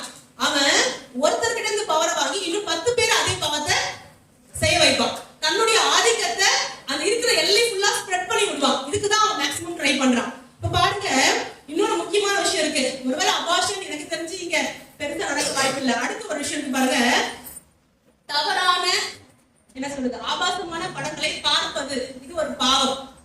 சரிங்களா? இது சபைக்குள்ள இருக்குதா அப்படின்னு நீங்க கேட்டீங்கன்னா இருக்குது. இல்லைன்னா கர்த்தர் பேச மாட்டாங்க. சரிங்களா? இப்போ இந்த மாதிரி தவறான காட்சிகளை உங்க போன்ல நீங்க வச்சுட்டு பாக்குறதா இருந்தாலும் சரி, புஸ்தக வடிவுல பாக்குறதா இருந்தாலும் சரி, இன்னும் சிலர் என்ன பண்ணுவாங்க, இப்படி ஏதாவது பார்த்தா மாட்டிக்கு போறோம்ன்றதுக்காக தங்கள் சிந்தனைகளையே தங்கள் கற்பனைகளையே அவரை ஓட விட்டு இருப்பாங்க. இதுல எதை நீங்க செய்தாலும் நீங்க என்ன பண்றீங்க தெரியுமா? அஸ்தரோத் என்கிறதான தோப்பு விக்கிரகம், பாபிலோனிய தோப்பு விக்கிரகத்துக்கு ஆராதனை செய்றீங்கன்னு அர்த்தம். நமக்கு எல்லாம் இதெல்லாம் பாவம் பாவம் தெரியும், நம்ம மனசு அடிச்சுக்குவோம், ஐயோ தப்பு பண்றோம், அவ்வளவுதான் தெரியும். ஆனா இன்னைக்கு ஆவிக்குரிய வாழ்க்கையில அங்க என்ன நடக்குதுன்றதை உங்களுக்கு ஆண்டவர் கற்றுக் கொடுத்து கொண்டிருக்கிறார். இப்படிப்பட்ட, அதாவது தவறான பால் உணர்வு இச்சை நமக்குள்ள தூண்டப்பட்டு யாராவது ஒரு ஆணையோ ஒரு பெண்ணையோ இச்சையோட நம்ம பார்க்கிறோம் பாத்தீங்களா, பார்த்தாலே உச்சாரம் ஏன் ஆண்டவர் சொன்னார்னா, பார்த்தாலே இந்த ஆவிக்கு ஆராதனை நடந்துரும். இந்த செமிராமிஸ்ன்னு சொல்லக்கூடிய, அஸ்தரோத்துன்னு சொல்லக்கூடிய இந்த தோப்பு விக்கிரகம் இருக்கே, பாபிலோனின் விக்கிரகம், இதற்கு வல்லமா கிடைச்சிரும். அது என்ன பண்ணும், நம்மள இன்னும் பாவத்துக்கு மேல பாவத்தை செய்ய வைக்கும். நம்மோட சேர்க்கிற அத்தனை பேர் இந்த பாவத்துக்கு நகர்த்தும். கொஞ்சம் கொஞ்சமா ஆண்டவருடைய எல்லையா இருந்த பகுதியை அப்படியே தன்னுடைய எல்லையாக அது மாற்றும். நான் சொல்றது உங்களுக்கு புரியுதுங்களா? அப்போ இப்படிப்பட்ட பாவங்கள் ஏதாவது, நான் திரும்பவும் சொல்றேன், நீங்க செய்றீங்க அப்படின்னு நான் சொல்லல. ஒருவேளை நமக்குள்ள அது இருக்கு நம்ம உணர்வோமானா நம்ம அப்படியே கர்த்தர் சொல்லி மனம் திரும்ப போகிறோம். இல்லன்னா அது யாருக்கும் கர்த்தர் பேசிட்டு இருக்கான்னு நீங்க எடுத்துக்கொள்ளணும். பாருங்க, இப்ப நீங்க சொன்னீங்க, இல்ல நான் அந்த மாதிரி படம் எல்லாம் பாக்குறதே கிடையாது, சீ அதெல்லாம் அதுக்கு எனக்கு தெரியும், எந்த தவறான உறவு எனக்கு இல்ல, நான் திருமணத்துக்கு முன்பும் சரி திருமணத்துக்கு பின்பும் சரி என் கற்புக்கும் என் கணவருக்கும் உண்மையா இருக்கேன் அப்படி நீங்க சொல்றவங்களா இருந்தீங்கன்னா, நீங்க சினிமா பாக்குறீங்கன்னு வச்சுக்கோங்களேன், நீங்க இதே தப்ப செய்றீங்கன்னா கடைசியில வந்துட்டா மத்தியா சினிமாக்கு, உங்களுக்கு இதேதான் வேலை. அதாவது நல்லா புரிஞ்சுக்கோங்க, சினிமா உங்களுக்கு ஆடை குறைப்பை கற்றுக் கொடுக்குது. விபச்சாரம் செய்யணும்ன்ற அவசியமே கிடையாது, வேசித்தனம் செய்யணும்ன்ற அவசியமே கிடையாது. அதுல அவங்க காட்டுற வேசித்தனத்தை நம்ம பார்த்து கொண்டிருக்கும் பொழுதே நம்ம என்ன பண்றோம் தெரியுங்களா? இந்த அஸ்தரோத்துக்கு, இந்த செமிரமிஸ்க்கு, இந்த பாபிலோனிய தோப்ப விக்கிரகத்திற்கு, நீங்க பைபிள் இருக்கும், அந்த பேர்ல பைபிள் இருக்கு, எல்லா பேர் சொல்லல, தோப்ப விக்கிரகத்துக்கு என்ன பண்ணிட்டு இருக்கீங்க? ஆராதனை செய்து கொண்டிருக்கிறீங்க. இப்ப சொல்லுங்க, இதுக்கு ஆராதனை பண்ணிட்டு இங்க வந்து கர்த்தரை நம்ம துதிச்சோம் அப்படின்னா கர்த்தருக்கு அந்த துதி போகுமா? தேவன் ஏற்றுக்கொள்வாரா? நீங்க 1 மணி நேரம் அழுது அழுது துதிச்சாலும் கர்த்தர் ஏற்றுக்கொள்வாரா? ஆகாஸ் என்ன பண்ணா? பெரிய பலிபீடத்துல கர்த்தர் சொன்ன எல்லா பலியும் செலுத்தினான். நம்மளும் அதான் பண்றோம். நம்ம இங்க வந்து சினிமா பாட்டு பாடுறது இல்லையே, ஏசு நல்லவர் தான் பாடுறோம். கர்த்தர் ஏத்துப்பாரா? ஏன் ஏத்துக்க மாட்டாரு? ஏன்னா உள்ள வேற யாருக்கு பலி செலுத்திட்டு வந்தோம். நம்ம இந்த அஸ்தரோத்துக்கு, இந்த செமிரமிஸ்க்கு நம்ம துதியையும் காணிக்கையும் நம்மளையும் ஒப்பு கொடுத்துட்டு வந்திருக்கிறோம். ஆத்மாவை அங்க கொடுத்துட்டு இங்க வந்து வாய் மட்டும் கர்த்தரை எவ்வளவு துதிச்சாலும் அந்த துதி கர்த்தரை சேராது, அவருக்கு அது அருவருப்பாக இருக்குதுன்னு அவர் சொல்றாரு. சரிங்களா? சிலர் என்ன பண்ணுவாங்க, சினிமாஸ் கூட பாக்குறது இல்ல சிஸ்டர், நீங்களா சொல்லி நான் விட்டுட்டேன். ஆனா சில லைவ் ஷோஸ் மட்டும் பாத்துக்குவேன். இந்த பிக் பாஸ், அதுக்கப்புறமா வந்து பாத்தீங்க அப்படின்னா சில டான்ஸ் ஷோஸ்லாம் இருக்கும்ல, சூப்பர் சிங்கர், இது மாதிரி சில லைவ் ஷோஸ் பண்ணலாம் நான் பாப்பேன். மத்ததெல்லாம் நான் பார்க்கவே இல்லை. அப்படி நீங்க சொல்றீங்கன்னா கூட சரி, நம்ம என்ன பண்றோம் தெரியுங்களா? இந்த விக்கிரகத்துக்கு, இந்த செமிரமிஸ்க்கு நம்ம என்ன பண்ணிட்டு இருக்கிறோம்? நம்ம பலிகளை செலுத்தி கொண்டிருக்கிறோம். பழைய ஏற்பாட்டுல அவங்க லிட்டரலா போய் காளைகளை பலி செலுத்தினாங்க, பிள்ளைங்களை பலி செலுத்தினாங்க. புதிய ஏற்பாட்டுல என்ன பண்ணிட்டு இருக்கிறோம்? அதுக்கு ஆவிக்குரிய பிள்ளைகளா நம்ம மாறி, இயேசுவின் பிள்ளைகள் இல்ல, அதுக்கு ஆவிக்குரிய பிள்ளைகளா. இந்த ஆவாஸ் என்ன பண்ணா? இந்த திக்லா பிள்ளைகளை பார்த்து உன் கூட சேர்றதுக்கு எவ்வளவு சூப்பரா இருக்குன்னா, ஆனா பின்னாடி ரியலைஸ் பண்ணா நான் அடிமைத்தனத்துக்குள்ள போயிட்டேன் அப்படின்னு. இந்த மாதிரி தப்புகளை செய்யும் பொழுது ஆரம்பத்துல எப்படி இருக்கும் அப்படின்னா, வாவ் சே இது எவ்வளவு இன்பமா இருக்குன்னு நமக்கு தோணும். ஆனா இதை நீங்க செய்ய ஆரம்பிக்க நீங்க உணர்வீங்க, உங்க ஆத்மா நஷ்டப்பட்டு போச்சு, இனி இருந்து நீங்க மீண்டு வரவே முடியாது, நித்திய அடிமைத்தனம் உங்களுக்குள்ள வந்துருச்சுன்றதை நீங்க உணர ஆரம்பிப்பீங்க. அப்ப இது குறித்து ரொம்ப ஜாக்கிரதையா இருக்கணும். சிலருக்குள்ள சுபாவமா அந்த அதாவது இந்த ஆடை குறைப்புன்ற கல்ச்சரே தப்பு. அது எல்லாமே அந்த விக்கிரகத்துக்கு செலுத்தப்படுகிற ஆராதனை. நம்ம அதை புரிந்து கொள்ளணும். அதை புரிந்து கொள்ளாம இல்லப்பா என்ன இருக்கு, இந்த மாதிரி அவங்க போடலையா, அந்த ஊழியக்காரருடைய பொண்ணு போடலையா, நான் போட்டா தப்பா கேட்காதீங்க. அறியாம யாரோ எப்படியோ செஞ்சுட்டு போட்டோம். நமக்கு கர்த்தர் பேசுகிறாரா? வாலிப பிள்ளைகள் சொல்றேன், எல்லாருமே சொல்றேன், நம்மளுடைய ஆடைகளை குறித்து அது அடுத்தவங்களை அட்ராக்ட் பண்ற விதத்துல இல்லாம நம்ம பார்த்துக்கிறது நமக்கு நல்லது. ஏன்னா அப்படி செய்யும் பொழுது அவங்களுக்குள்ள ஒரு இச்சை தூண்டப்பட்டு அந்த இச்சை நிமித்தம் அவங்க அந்த தெய்வத்துக்கு, அந்த விக்கிரகத்துக்கு, அந்த பேய்க்கு பலி செலுத்தும் பொழுது அந்த பலியில யாருக்கும் பங்கு உண்டாயிருது? நமக்கும் பங்கு உண்டாயிருது. அதனால அதை குறித்து நம்ம ரொம்ப ஜாக்கிரதையா இருக்கணும். பாருங்க, இந்த மாதிரியான காரியங்களை பார்த்து ரசிக்கிற சுபாவம் அநேகருக்குள்ள இருக்கு பாத்தீங்களா? இது எப்படி அதுக்கு பலியா மாறுதுன்னு நான் ஒரு சின்ன எக்ஸாம்பிள் சொல்ல விரும்புறேன். நீங்க 1 கொரிந்தியர் 2 கொரிந்தியர் புத்தகத்தை பைபிள்ல வாசிச்சிருக்கீங்க இல்லையா? கொரிந்துன்னு ஒரு பட்டணம் இருக்கு. அந்த பட்டணத்துக்கு எழுதப்பட்டது தான் அந்த நிருபங்கள் 1 கொரிந்தியர் 2 கொரிந்தியர். இந்த கொரிந்து பட்டணம் வந்து பாத்தீங்கன்னா ஒரு பெரிய 2 துறைமுகங்கள் இருக்கிற பட்டணம். ஒரு துறைமுகம் இருந்தாலே அது பயங்கர பணக்கார பட்டணமா இருந்த நாட்கள்ல. ஏன்னா நிறைய ஃபாரினர்ஸ் வருவாங்க, ஃபாரின் பணம் நிறைய புழங்கும், நிறைய காசு தண்ணி கூட செலவழிப்பாங்க வெளியில இருந்து வரவங்க. அப்போ 2 துறைமுக பட்டணம் அப்படின்னு சொல்லும் பொழுது அதுவும் அந்த நாட்கள்ல பயங்கர பணக்கார பட்டணமாக இந்த பட்டணம் இருந்துச்சு. ஆனா இந்த ஜனங்க என்ன நினைச்சாங்க தெரியுமா? நாங்க இவ்வளவு ஆசீர்வாதமா இருப்பதுக்கு காரணம் என்ன அப்படின்னா, இந்த கொரிந்துல இருந்து கொஞ்சம் தூரம் தள்ளி போனீங்கன்னா ஆக்ரோ கொரிந்துன்னு ஒரு இடம் இருக்கு. அந்த இடத்துல இந்த ஆப்ரோடைட் என்கிற தேவதைக்கு ஒரு கோவில் இருக்கு. அந்த கோவில்ல 1000 பெண்கள் தினமும் தேவதாசிகளாக தவறான உணவுல ஈடுபடணும். அப்படி ஈடுபடும் பொழுது அதை பார்க்கிற அந்த ஆப்ரோடைட் தேவதை என்ன பண்ணுமா, அதில் பிரியப்பட்டு இந்த தேசத்தை ஆசீர்வதிக்குன்னு அவன் நம்பினாங்க. நான் சொல்றது உங்களுக்கு புரியுதுங்களா? தவறான காரியங்கள் செய்வதை பார்த்து பிரியப்படுறதுக்கு ஒரு தேவதை இருக்கு, ஒரு பேய் இருக்கு. அந்த பேய் தான் இந்த மாதிரி காரியங்களை செய்யறவங்க உட்காந்துட்டு பாரு, இன்னும் பாரு, தப்பில்ல பாரு, என்ன தப்பா செஞ்சுட்ட, சும்மா தானே பாக்குற அப்படின்ற எண்ணத்தை மனுஷனுக்குள்ள விதைக்கிறது. சரிங்களா? சோ இந்த காரியங்கள் எதையாவது நமக்குள்ள இருக்குமானா யாருக்கும் வெளியே சாட்சியா சொல்ல தேவையில்லை. கர்த்தர் உங்ககிட்ட பேசிட்டு இருக்கிறார், கண்டிப்பா இதை விட்டு வெளியே வந்தே ஆகணும், இது தேவனுக்கு அருவருப்பா இருக்கு. இப்படி செஞ்சுட்டு வந்து நம்ம இங்க நின்று மட்டும் இல்ல, அங்க நின்று கூட சரி, முழு சபைக்கும் அவர் சொன்னது, ஊழியர்களுக்கு ஸ்டார்ட் பண்ணு, உனக்கு ஸ்டார்ட் பண்ணு, உன்னை செக் பண்ணு, சபைக்கும் சொல்லி கொடு, இதை நீங்க திருத்திக் கொள்ளுங்க, உங்களுடைய எல்லாத்தையும் நீங்க கரெக்ட் பண்ணுங்க அப்படின்னு ஆர்டர் சொல்லி கொடுத்தாரு. அப்படி இந்த மாதிரி பலி செலுத்தி செஞ்சுட்டு அதுக்கு வல்லமை கொடுத்துட்டு இங்க வந்து கர்த்தர் வல்லவர்னு சொன்னா அதை ஏற்றுக்கொள்வாரா? ஏற்றுக்கொள்ள மாட்டார். அப்ப நம்ம கிரியை நம்ம எவ்வளவு சரி செய்வது பாத்தீங்களா? சிலர் இதெல்லாம் இருக்காது. இதெல்லாம் இருக்குன்னா கண்டிப்பா தெரிஞ்சுக்கோங்க, முழு கண்ட்ரோல் சாத்தான் தான் இருக்கான். சத்ரு தான் இந்த தப்பு செய்யறவங்க கண்ட்ரோல் பண்ணிருக்கான். இன்னும் செய்ய தூண்டது யாரு? அவன் தான். இதை குறித்து ரொம்ப அவனுக்கு கீழே இருக்கணும்னா நித்திய அடிமைத்தனத்துக்கு போறோம். கண்டிப்பா இது கிடையாது, பரலோகராஜ் நமக்கு கிடையாது. கரெக்டுங்களா? அடுத்து குடி.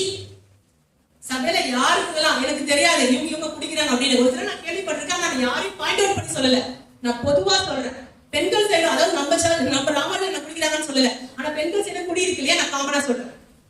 குடி, சிகரெட்டு, இல்ல எந்த விதமான பீடி, எந்த விதமான போதையை ஒரு மனுஷனுக்கு தூண்டக்கூடிய காரியங்கள், இதற்கு பின்னாடி இருந்து கிரியை செய்கிறது ஒரு ஆவி.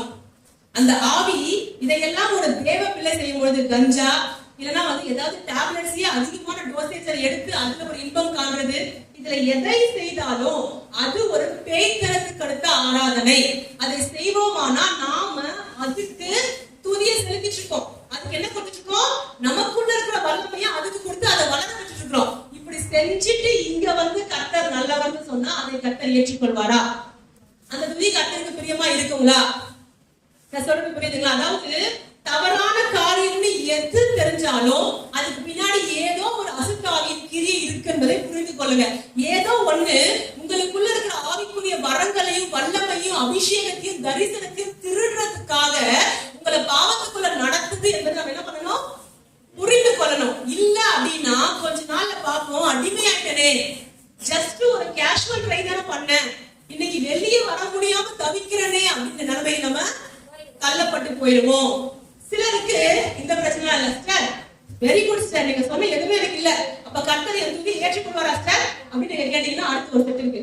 கொலை பண்றாங்க, பக்கத்துல நீங்க நின்றுக்கிறீங்க, நம்ம என்ன சொல்லுவாங்க? அவனும் சேர்ந்துதான் அப்படிதான் சொல்லுவாங்க. பார்த்து ஓடுனீங்கன்னா அவங்களுக்கு அந்த பங்கு இல்ல, அவனுக்கு பிடிக்கல, அவன் ஓடுறான். கரெக்டுங்களா? இப்போ உங்களுக்கு அப்படி நடக்குதுன்னு தெரியுது, வாலண்டரியா அங்க நீங்க போறீங்க அப்படின்னா என்ன செய்ய சொல்றீங்க? எனக்கு அதுல பங்கு இருக்கு. அந்த செமினரிஸ் ஆராதிக்கப்படுறதுல, அந்த விக்கிரகம் துதிக்கப்படுறதுல எனக்கு பங்கு இருக்கு. இப்ப அதோட பங்கு வச்சுக்கிட்டு அதை துதிச்சுட்டு நீங்க வந்து தேவ சமூகத்தை கர்த்தரை துதிச்சீங்கன்னா அந்த துதியில அவர் பிரியப்படுவாரா? பிரியப்பட நீங்க எவ்வளவு துதிச்சாலும் அதுக்கப்புறம் வீட்டுக்கு வந்து மணிக்கணக்கா 7 மணி நேரம் துதி ஆராதனை, இரவு முழுக்க துதி ஆராதனை எவ்வளவு அட்டன் பண்ணுங்க, 40 days ஃபாஸ்டிங் இருங்க, 21 days ஃபாஸ்டிங் இருங்க, கர்த்தர் அங்கீகரிப்பாரா? நிச்சயமா. அது எல்லாம் யாருக்கு வேண்டிருக்கு? இப்போ அவ்வளவு ஜபங்களும் உபவாசங்களும் இப்ப யார் எடுத்துட்டு இருக்கிறது? திருடிட்டான். இப்போ நம்ம அக்கௌண்ட் வந்து ஒருத்த ஹேக் பண்ணிட்டான்னு வச்சுக்கோங்க. ஹேக் பண்ணுனா என்ன? என் அக்கௌண்ட்ல எவ்வளவு காசு இருந்தாலும் எங்கேயோ எவனோ ஒருத்த என்ன பண்றான், அதெல்லாம் திருடிட்டு இருக்கான்னு வச்சுக்கோங்களேன். இப்போ உங்க அக்கௌண்ட் நீங்க காசு போடுவீங்களா? போட்டா என்ன ஆகும்? அவன் அதை எடுத்துருவான். எவ்வளவு பண்ற அதை எடுப்பான். எப்ப இதுக்கெல்லாம் பலி செலுத்தி துதி செலுத்துற மாதிரி நம்ம செயல்பட ஆரம்பிச்சிட்டோமோ நம்ம அக்கௌண்ட் ஹேக் ஆயிடுச்சுன்னு அர்த்தம். இனி எவ்வளவு நம்ம வாயில துதி வந்தா அது யாருக்கு செலுத்தப்படுது? அது எங்க போகும்? நம்ம ஒடுக்கி அடங்கி எவ்வளவு கர்த்தர் துதிச்சாலும் எல்லாம் எங்க போயிட்டு இருக்கோம்? சத்துருவுக்கு போயிட்டு இருக்கோம். பாருங்க, நம்ம என்ன நினைக்கிறோம்னா சின்ன சின்ன தப்பு தானே, இதெல்லாம் ஒன்றும் பெரிய விஷயம் கிடையாதுன்னு நினைக்கிறோம். ஆனா அது எல்லாமே நம்ம கிட்ட இருக்கிற வல்லமையா அவன் திருடிட்டு இருக்கிறான் நம்ம புரிந்துக்கணும். விசுவாசிக்கு வல்லமை இருக்கு. வாயை தவிர என்ன சொல்றோம்? பிள்ளைங்களே இதெல்லாம் எனக்கு விட்டு போதுன்றோம். நம்ம வாயில இருந்து சாத்தானுக்கு வல்லமை கொடுத்துட்டோம். என்ன வல்லமை கொடுத்துட்டோம்? என் புள்ள உருப்படாது, நீ என்ன வேணா பண்ணிக்கோம். நான் சொல்றது புரியுதுங்களா? பாரு, கழுத கழுத்து தேய்ச்சி கட்டது பாவுது சொல்லாதீங்க. நம்ம அதிகாரத்தை கொடுத்துட்டோம். நம்ம வாயில இருந்து மரணமும் ஜீவனும் நாவின் அதிகாரத்தில் இருக்கிறது. விசுவாசிக்கு இந்த அதிகாரத்தை அதிகமா கருத்து கொடுத்துருக்கிறார். வாயை திறந்து தப்பா பேசிட்டீங்க அப்படின்னா அந்த அத்தாரிட்டியை திருடிடுவாங்க. இப்ப சொல்லுவா, அவங்க அம்மா தான் சொன்னாங்க அது கழுத்து தேய்ச்சி கட்டது பாவுதுன்னு, இனி எப்படி நீங்க பிரஷ் பண்ணுவீங்க, அது கட்டது தான். நான் சொல்றது புரியுதுங்களா? இப்ப வாயின் வார்த்தைகளுக்கு நம்ம ரொம்ப ஜாக்கிரதையா இருக்கணும். சிலருக்கு இந்த சகுனங்களை குறித்து ஒரு பயம் இருக்கும். நல்லா ரட்சிக்கப்பட்ட விசுவாசியா இருப்பாங்க, நல்லா சபைக்கு வரவங்களா இருப்பாங்க. இல்ல அஷ்டமி நவமியில மட்டும் வேணாம், வேற என்னன்னா பரவாயில்ல, இந்த ராகுல மட்டும் பயப்படுறது இல்ல, இந்த அஷ்டமி நவமி வந்தா மட்டும் வேலை உட்படாது, வானே வேணாம். ஆடி மாசத்துல மட்டும் வேணாம். இப்படி ஐயோ செவ்வாய்க்கிழமை மட்டும் வேணாம், ஐயோ சனி அது சரியான சனி. இப்படி இந்த நாட்களை குறித்தும் நேரங்களை குறித்தும் சகுனங்களை குறித்தும் பயப்படுறவங்க இருக்கிறாங்க பாத்தீங்களா? அவங்களும் என்ன பண்ணிட்டு இருக்காங்க? நிம்ரோதுக்கு தங்கள் ஆராதனைகளை கொண்டிருக்கிறாங்க. அதெல்லாம் உருவாக்கினவங்க யார் தெரியுங்களா? நிம்ரோ தாகோன் அப்படின்னு சொல்லி ஒரு ஆவியை குறித்து நீங்க வாசிப்பீங்க 1 சாமுவேல் 5ஆம் அதிகாரத்துல. அது யார் அப்படின்னா இந்த நிம்ரோ. சரிங்களா? அப்போ இந்த நிம்ரோதை குறித்து எங்க வாசிப்பீங்கன்னா ஆதியாகமம் 11ஆம் அதிகாரத்துல வாசிப்பீங்க. அவனுக்கு செலுத்தக்கூடிய துதி பலி ஆராதனைகள். சிலருக்கு ராசி பாக்குற பழக்கம் இருக்கும். அவங்க ரட்சிக்கப்பட்டு வந்துட்டாங்க, கேலண்டர்ல போய் ஒரு வசனம் பாக்குற மாதிரி அந்த குட்டி கேலண்டர்ல அது திரும்பி அந்த மீன ராசிக்கு என்ன, அந்த ரிஷப ராசிக்கு என்ன அது பார்த்து வந்துட்டாங்க. அப்படா இன்னைக்கு கொஞ்சம் பாசிட்டிவா இருக்கு, இன்னைக்கு நம்ம போற வேலை சக்சஸ். எங்க இருந்து எதை பார்த்துட்டு இருக்கோம்? நான் சொல்றது உங்களுக்கு புரியுதுங்களா? அதுக்கும் இருந்துன்னு இதுக்கும் செய்யறது அதுக்கே போய் சேரும்ன்ற. அதுல ஒரு கால் சேர்த்துல ஒரு கால் வச்சா எது வேஸ்ட் ஆகும்? ஆறு தண்ணி தான் வேஸ்ட் ஆகும். நான் சொல்றது கரெக்டுங்களா?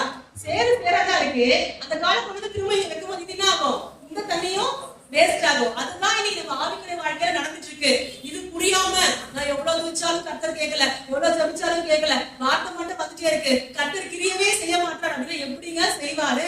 நம்ம ஜெபமே அங்க போய் எட்டல. ரட்சிக்க கூடாதபடிக்கு கர்த்தருடைய கை குடுக்கி போகல, கேட்க கூடாதபடிக்கு அவர் செவிகள் மந்தமாகல. உங்கள் அக்கிரமங்களே, உங்கள் பாவங்களே, உங்கள் தேவன் உங்களுக்கு செவி கொடுக்க முடியாதபடிக்கு தடையா நிற்குதுன்னு. கர்த்தரால செய்ய முடியாம இல்ல, நம்ம கிட்ட அவங்க சரக்கு வச்சுட்டு கர்த்தாவே நீங்க கிரியை செய்யணும் அவன் சொல்லுவான். ஆண்டவரே அது எங்காலு, இந்த பிரச்சனை நமக்கு தேவையா? அப்ப நம்ம தேவ பிள்ளைகளா இருக்கிறோம். இதை குறித்து ரொம்ப நம்ம கிட்ட இருந்து நான் சொல்றேன் பாருங்க, நீங்க கர்த்தரை துதிக்கணும். ஒரே துதி கூட உங்க வாழ்க்கையில இருந்து பிசாசுக்கு போயிடக்கூடாது.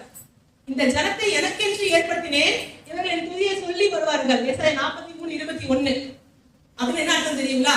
24 கர்த்தர் நல்லவர்னு சொல்லி இருக்கிறதா? சொல்லி வர்றது என்ன தெரியுங்களா? அதாவது நம்ம வாழ்க்கையே கர்த்தருக்கான துதியா இருக்கும். ஒரு சின்ன பையன் சொல்லுவாங்க, சொல்ல முடியாது, கர்த்தருக்கு அது பிடிக்காதுன்னு சொல்றோம் இல்லையா, அது துதி. வா சினிமா போயிட்டு வரலாம்னு வர முடியாது, கர்த்தருக்கு அது பிடிக்காதுன்னு சொல்றோம் பார்த்தீங்களா, அது துதி. நம்ம வாழற வாழ்க்கையவே கர்த்தருக்கு துதியா காட்டணும். என்ன பண்ணிட்டு இருக்கோம் தெரியுமா? வாழற வாழ்க்கையவே சத்துருக்கு துதியா கொடுத்துட்டு இருக்கிறோம். அதனால யாருடைய ஆதிக்கம் இருக்கும் நீங்க சொல்லுங்க? யார் நம்ம வாழ்க்கையில கிரியை செய்ய? கர்த்தர் கிரியை செய்ய சத்துரு விடுவானா? இல்ல கர்த்தருக்கு தான் நம்ம ஜெபங்களுக்கு கண்டிப்பா போய் சேருமா? நம்ம அவனுக்கான வல்லமை ஃபுல்லா குடிச்சிட்டு ஆண்டவரே சத்துருவை அடியும் உடையும் ஆண்டவரே பலவானை முந்தி கட்டுகிறோம்னா கட்டப்படுவானா அவன்? நீங்களே சொல்லுங்க. எல்லாம் பள்ளி விழுந்துச்சுன்னா அவ்வளவுதான், போச்சுடா சாமி. தலையில விழுந்தா என்னன்னு பாரு, காலில் விழுந்தா என்னன்னு பாரு, கையில விழுந்தா என்னன்னு பாரு. அதுக்கு ஒண்ணு வச்சிருப்பான், அதுலயும் பார்த்துட்டு இருக்கோம். இவைகள் எல்லாம் சத்துருவுக்கு நம்ம கொடுக்குற ஆராதனைகளா மாறிடும். இதெல்லாம் செய்யும்போது என்ன நம்ம சொல்றோம்? கர்த்தருக்கு வல்லமை இல்லைன்னு சொல்றோம். இன்னும் சொல்றோம் நமக்கு புரியுற மாதிரி, சிஸ்டர் அவங்க செஞ்சதுனால எங்க வாழ்க்கையே கெட்டு போச்சுன்னு சொல்லாது. அப்ப நீங்க கர்த்தரை துதிக்கிறீங்களே, கர்த்தரால அந்த செய்வனை மாற்ற முடியாதா? இப்படி சொல்லிதான் அந்த செய்வனைக்கு பவர் கொடுத்துட்டு இருக்கிறோம். நம்ம வாழ்க்கையை திருத்திக்கிட்டு யாக்கோபுக்கு வருமான மந்திரவாதம் இல்லைன்னு சொன்னா அது நடக்கும். நம்ம வாழ்க்கையை திருத்திக்காம இன்னும் அதுக்கு வல்லமை மகிமையும் கொடுத்துட்டே இருக்கிறோம். எப்பதாங்க எழுவோம்? எப்பதாங்க நம்ம ஆண்டுக்காக எதையா செய்ய முடியும்? யோசிச்சு பாருங்களேன். இப்ப நீங்க சொல்றீங்க, சிஸ்டர் இது வரைக்கும் நீங்க சொன்ன 3 செட்ல எந்த செட்லயுமே இல்ல சிஸ்டர், இப்ப கர்த்தர் எழுதி ஏற்றுவாரா அப்படின்னு நீங்க கேட்டீங்கன்னா ஃபைனல் டச் ஒன்று பாருங்க. இதுதான் ஆண்டவர் என்கிட்ட தரிசனமா, அதாவது ஒரு விஷயத்த காமிச்சாரு, பன்றி முகத்தை காமிச்சிட்டு சொன்னாரு, சபையில பன்றி பலி செலுத்தப்படுறது போல அருவருப்பான துதி எனக்கு இருக்கு, அது பிடிக்கலன்னு சொன்னார். இதுதான் ஃபர்ஸ்ட் ஆண்டவர் சொன்ன வார்த்தை. பன்றியை பலி செலுத்தினா கர்த்தர் எப்படி அது அருவருப்பாரோ அந்த மாதிரி உங்க பலியை நான் அருவருக்கிறேன், எனக்கு பிடிக்கவே இல்லை நீங்க துதிக்கிறது. அதுதான் ஃபர்ஸ்ட் ஆண்டவர் ஸ்டார்ட் பண்ணது. நான் ஆண்டவரே இப்படி பேசுறீங்க, ஆண்டவர் அதுவுமே ஏதாவது நல்ல வார்த்தை சொல்லுவீங்கன்னு உங்ககிட்ட ஜபத்துல உட்காந்தா நீங்க இப்படி பேசுறீங்கன்னு தான் ஆண்டவர் காட்டி கொடுத்தார். எசேக்கியேல் 8ஆம் அதிகாரத்தை எல்லாரும் எடுத்துக்கலாங்களா? அந்த பைபிள் அந்த பதிக்கு போயிடலாம். எசேக்கியேல் 8ஆம் அதிகாரத்துக்கு போயிடலாம். நம்மளுக்கு கொஞ்சம் நல்லா கொஞ்சம் டைம் ஆனவர். இன்னைக்கு ஒரு நாள் நீங்க, ஏன்னா ஆண்டவர் வருஷம் ஃபுல்லா நம்ம லைஃப்ல செய்ய போறதுக்காக பேசுற டைம். சோ கொஞ்சம் நீங்க எனக்காக அதை கவனிக்கணும்னு நான் விரும்புறேன். நான் உங்களுக்கு வாசிக்கிறேன் பாருங்க. எசேக்கியேல் 8ஆம் அதிகாரத்துல 6ஆம் வசனத்தை ஃபர்ஸ்ட் வாசிச்சிருக்கேன். எல்லாரும் எடுத்துட்டீங்களா? எசேக்கியேல் 8 பக்கம் 966. அவர் என்னை நோக்கி, மனுபுத்திரனே அவர்கள் செய்கிறதை காண்கிறாயா? என் பரிசுத்த ஸ்தலத்தை விட்டு என்னை தூரமாய் போக பண்ணும்படியான இஸ்ரவேல் வம்சத்தார் இங்கே செய்கிற மிகுந்த அருவருப்புகளை காண்கிறாய் அல்லவா? இதிலும் அதிக அருவருப்புகளை இன்னும் காண்பா என்று சொல்லி என்ன சொல்றாங்க? என் பரிசுத்த ஸ்தலத்தை விட்டு என்னையே தூரம் அனுப்புறாம்பா. ஆண்டவர் என்ன சொல்றாரு புரியுதுங்களா? அது யாருடைய ஆலயம்? கர்த்தருடைய ஆலயம். இப்ப கர்த்தர் சொல்றாரு ஆலயத்துல அவங்க என்ன பண்றாங்க? மேல வசனத்தை வாசிச்சா தெரியும்,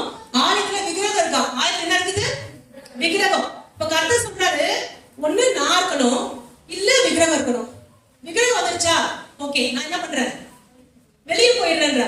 ஆண்டவர் என்ன சொல்றாரு, இந்த ஜனங்க எப்படிப்பட்ட ஜனங்க தெரியுமா, ஏன் கோயிலை விட்டு ஏன் பரிசுத்த ஸ்தலத்தை விட்டு என்னையே அனுப்புறாங்கடா.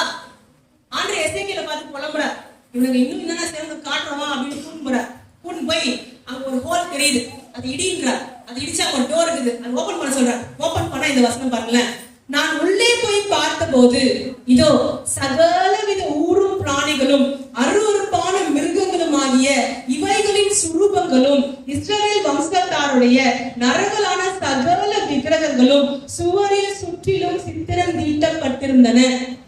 அடுத்த வசனம், இஸ்ரவேல் வம்சத்தாரின் மூப்பரில் யார் தெரியுதுங்களா, மூப்பர், சாதாரண கிடையாது, மூப்பர் 70 பேரும் அவர்களின் நடுவிலே சாப்பானுடைய குமாரனாகிய யசனியாவும் அவனவன் தன் கையிலே தன் தூப கலசத்தை பிடித்துக் கொண்டு அவைகளுக்கு முன்பாக நின்றார்கள். தூப வர்க்கத்தினால் மிகுந்த புகை எழும்பிற்று. இப்ப சொல்றேன் பாருங்க, அதாவது எசேக்கியாவை ஆண்டு கூட்டி போனார் ஆவியில. எங்க கூட்டு போயிருக்காரு தெரியுமா, விக்கிரக கோயிலுக்கு இல்ல, தேவ ஆலயத்துக்கு கூட்டு போய் காட்டுறாரு. எசேக்கியா சுவர் முழுக்க என்ன வரைஞ்சிருக்கு பாரு, ஊரும் பிராணிகள். அதாவது ஆண்டுக்கு அருவருப்பு இருக்கு இல்லையா, அந்த ஊர்வன் எல்லாம் கர்த்தருக்கு அருவருப்பு சொல்லியிருக்காரு. அந்த பள்ளி அதெல்லாம் ஏன் சாப்பிடக்கூடாதுன்னா அதெல்லாம் அருவருப்புன்னு கர்த்தர் சொல்லியிருக்காரு. அந்த ஊரும் பிராணிகள் மற்றும் விக்கிரகங்களோட உருவங்கள் ஃபுல்லா செவர் ஃபுல்லா வரைஞ்சி வச்சுட்டாங்களாம். வரைஞ்சி வச்சுட்டு சபையில இருக்கக்கூடிய ஊழியக்காரர்களுக்கு விசுவாசி வரைக்கும் அதுக்கு முன்னாடி தூபம் காட்டி நிக்கிறாங்க. தூபனா புரியுது, கற்பனை பார்த்தோம், அது மாதிரி அதை வணங்கி கொண்டு நிக்கிறாங்க. இப்ப சொல்லுங்க, கர்த்தர் சொல்றாரு, அவன் என்ன நினைச்சுட்டு நம்ம அதை செய்யறான், கர்த்தருக்கு துதி செலுத்துறான்னு செஞ்சுட்டு இருக்கிறான். ஆனா கர்த்தர் பாருங்க எப்படி இருக்கு, எப்படி இருக்குங்க, அருவருப்பா இருக்கு. ஆண்டவர் சொன்னார், ஜனங்க எனக்கு துதிக்கிறேன், எனக்கு தான் துதி செலுத்துறேன் அப்படின்னு சொல்லி எனக்கு துதிக்கிறாங்கம்மா, ஆனா அந்த துதி எனக்கு அருவருப்பா இருக்கு. நம்ம என்ன செய்யறோம் அப்போ, இதெல்லாம் செய்யல, இவ்வளவு பெரிய பாவங்களை நான் எதுவுமே செய்யல, அப்ப வேற என்ன செய்யறோம். நீங்க நீதிமொழிகள்ல 6ஆம் அதிகாரம் எடுத்துக்கொள்ளுங்களேன். நீதிமொழிகள் 6ஆம் அதிகாரம்,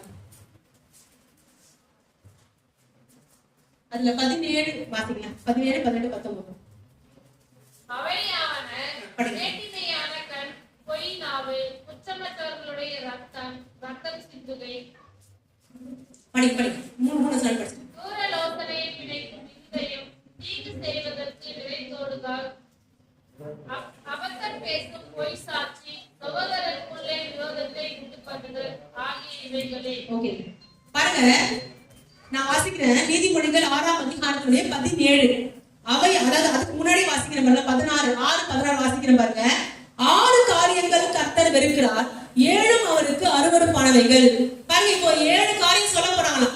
அந்த 7 காரியம் யாருக்கு அருவருப்பா, கர்த்தருக்கு அருவருப்பா. இந்த 7 காரியம் நமக்குள்ள இருக்குன்னா, இந்த எசேக்கியேல் 8ஆம் அதிகாரம் 10ஆம் வசனத்துல மூப்பர்கள் இருந்து ஜனங்க வரைக்கும் தூபம் காட்டினாங்களே அந்த அருவருப்புக்கு, அதை நாமும் செய்யணும்னு அர்த்தம். சரிங்களா, வாசிக்கலாங்களா? ஃபர்ஸ்ட் என்ன, மேட்டிமையான கண். மேட்டிமையான கண் அப்படிங்கும்போது என்னன்னா, இருக்கிறதுலே நான் தான் பெருசு, நான் தான் வசதி, நான் தான் கிரேட் அப்படின்னு நினைக்கக்கூடிய ஒரு எண்ணம். இந்த எண்ணம் நமக்குள்ள இருக்கு அப்படின்னா, டேய் அவங்க எல்லாரையும் கம்பேர் பண்ணும்போது நான் எவ்வளவு பரவாயில்ல தெரியுமா, இப்படி யோசிச்சிட்டோம் அப்படின்னா நமக்கு என்ன வந்துச்சுங்க, மேட்டிமையான கண். அவன்லாம் என்ன, அவன் ஸ்டேட்டஸ்க்கு ஒத்தே வராது. இப்படி யோசிச்சிட்டோம்னா என்னது, மேட்டிமையான கண். எல்லாரும் எனக்கு கீழே தான், நான் தான் மேல. இப்படி யோசிச்சா என்னது, மேட்டிமையான கண். இந்த மேட்டிமையான கண்ணை வச்சுட்டு கர்த்தருக்கு ஆராதனை செலுத்தினா கர்த்தர் எப்படி இருக்குங்களா, அருவருப்பா இருக்கான். அதாவது நம்ம என்ன புதிச்சாலும் அது அவருக்கு சேரவே இல்லை.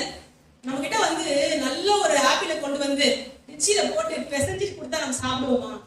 ஆப்பிள் நல்ல ஆப்பிள் தான், நல்லா விலை கொடுத்து தான் வாங்கிட்டு வந்தோம், ஆனா கொஞ்சம் லைட்டா டர்ட்டி இருக்காங்க, இந்த கழுவி கூட கழுவி கொடுத்தா சாப்பிடுவோமா? நம்மளே அதை ஏற்றுக்க மாட்டோம், கர்த்தர் எப்படி ஏற்றுக்கணும்?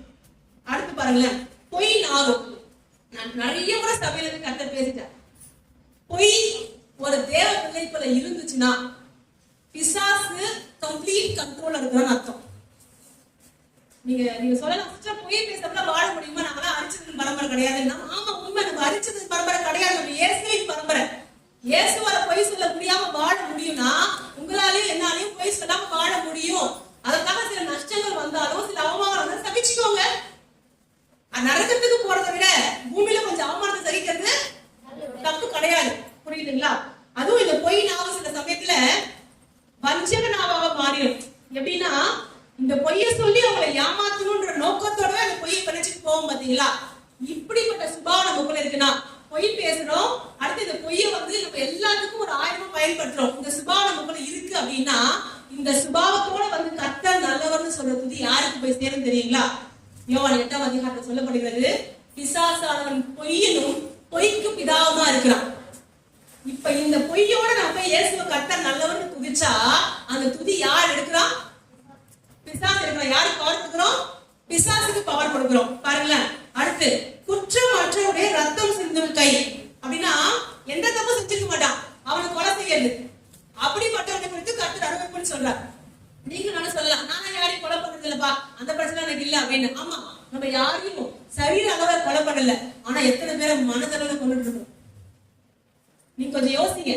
இப்போ உங்களுடைய சொந்த மாம்சமா இருக்கட்டும், உங்க வீட்டுல யாராவது ஒருத்தரா இருக்கட்டும், இல்ல சபையாரா இருக்கட்டும், இல்ல ஊழியக்காரரா இருக்கட்டும், அது யாராக இருக்கட்டும், அவங்க தப்பே செய்யல, ஆனா உங்க பார்வை எல்லாமே தப்பா செய்யணும்னு வச்சுக்கோங்களேன். அதுக்காக அவங்கள பத்தி 4 பேர்கிட்ட தூற்றி திரியுறீங்க, சரிங்களா? இது அவங்க காதுல விழுது. இப்ப அவங்க என்ன பண்ணுவாங்க, இதுக்கு முன்னாடி கர்த்தருக்காக எவ்வளவு சந்தோஷமா ஓடினாங்க, அதை நிறுத்துவாங்களா மாட்டாங்க. அவனா பேசுறா செஞ்சுட்டா, சும்மா வந்து டாட ஆடிட்டு போறா. இப்படி பேசுறது அவங்க காதுல கேட்டாலே நம்ம எவ்வளவு இந்த ஜனங்களுக்காக பிரயாசப்பட்டோம், நம்மள இப்படி பேசிட்டாங்கன்னு நினைச்சு நம்ம என்ன பண்ணுவோம், கர்த்தருக்காக ஓடுறத நிறுத்துவாங்க. அந்த வீட்டுக்காக வேலை செய்யறத நிறுத்துவாங்க, அந்த சபைக்காக வேலை செய்யறத நிறுத்துவாங்க. இப்ப என்ன பண்றோம் தெரியுமா? அவங்களுடைய ஆத்மாவை கொண்டுட்டோம். நான் சொல்றது புரியுதுங்களா? குற்றமே அவங்க செய்யல, ஒழுங்கா அவங்க வேலை செஞ்சிருந்தாங்க. இந்த வாயை வச்சு சும்மா இல்லாம தூஷண வார்த்தையை பரப்பி அவங்க என்ன பண்ணிட்டோம், கொண்டுட்டோம். இப்ப அவன் செய்ய வேண்டிய கிரியை செய்யாம போனா பாருங்க, அதற்கு உண்டான ஆக்கிய தீர்ப்பு யார் மேல விழுந்து தெரியுமா? இந்த வாய் சும்மா எல்லாம் வச்சு நம்ம மேல. நான் சொல்றது புரியுதுங்களா? அப்போ இது மட்டும் இல்ல, கர்த்தருக்காக ஒருத்தவங்க எழுந்து விடாம பண்றது, அவங்க மனசுல வந்து நோகடிச்சு அவங்கள வந்து அப்படியே கீழவே வச்சிருக்கிறது, சோர்வுக்குள்ளே வச்சிருக்கிறது, இது எல்லாமே வந்து பாத்தீங்கன்னா கர்த்தருக்கு அருவருப்பு. இதை செஞ்சுட்டு வந்து கர்த்தர் நல்லவர் துச்சா கர்த்தர் ஏற்றுக்குவாரா? நல்லவர் இல்ல. நீங்க ஏசப்பான்னு கூப்பிட்டா கேட்பாரா? முதல்ல நான் சொல்றது உங்களுக்கு புரியுதுங்களா? கேட்க மாட்டாரு. அடுத்து பாருங்களேன், துராலோசனையை பிணைக்கும் இருதயம், அதாவது தப்பு செய்யணும் மனசுல டிசைட் பண்றதா. டேய் என்னடா சண்டே ஈவினிங்கா, ரைட் எங்க போலாம், ஒரு தேவையில்லாத காரியத்தை நீங்க பிளான் பண்றீங்க பாத்தீங்களா, அதுதான் துராலோசனை பிணைக்கும் இருதயம். மச்சி வாடா கொஞ்ச நேரம் ஜாலியா உட்காந்து இதை பார்க்கலாம் அப்படின்னு சொல்லி தேவையில்லாம நீங்க எதை பார்க்க ஆரம்பிச்சாலும் தப்பு செய்யறதுக்காக ஒரு இதுக்கு தீர்மானம் எடுக்கிறீங்க பாத்தீங்களா, அந்த மாதிரி எண்ணம் இருக்கும்னாலே அது கர்த்தருக்கு என்னவா? அருவருப்பா. அடுத்து பாருங்களேன், தீங்கு செய்வதற்கு விரைந்தோடும் கால், அதாவது அங்க தப்பு இருக்குன்னு தெரியுதா, அந்த இடத்துக்கு போலாமா?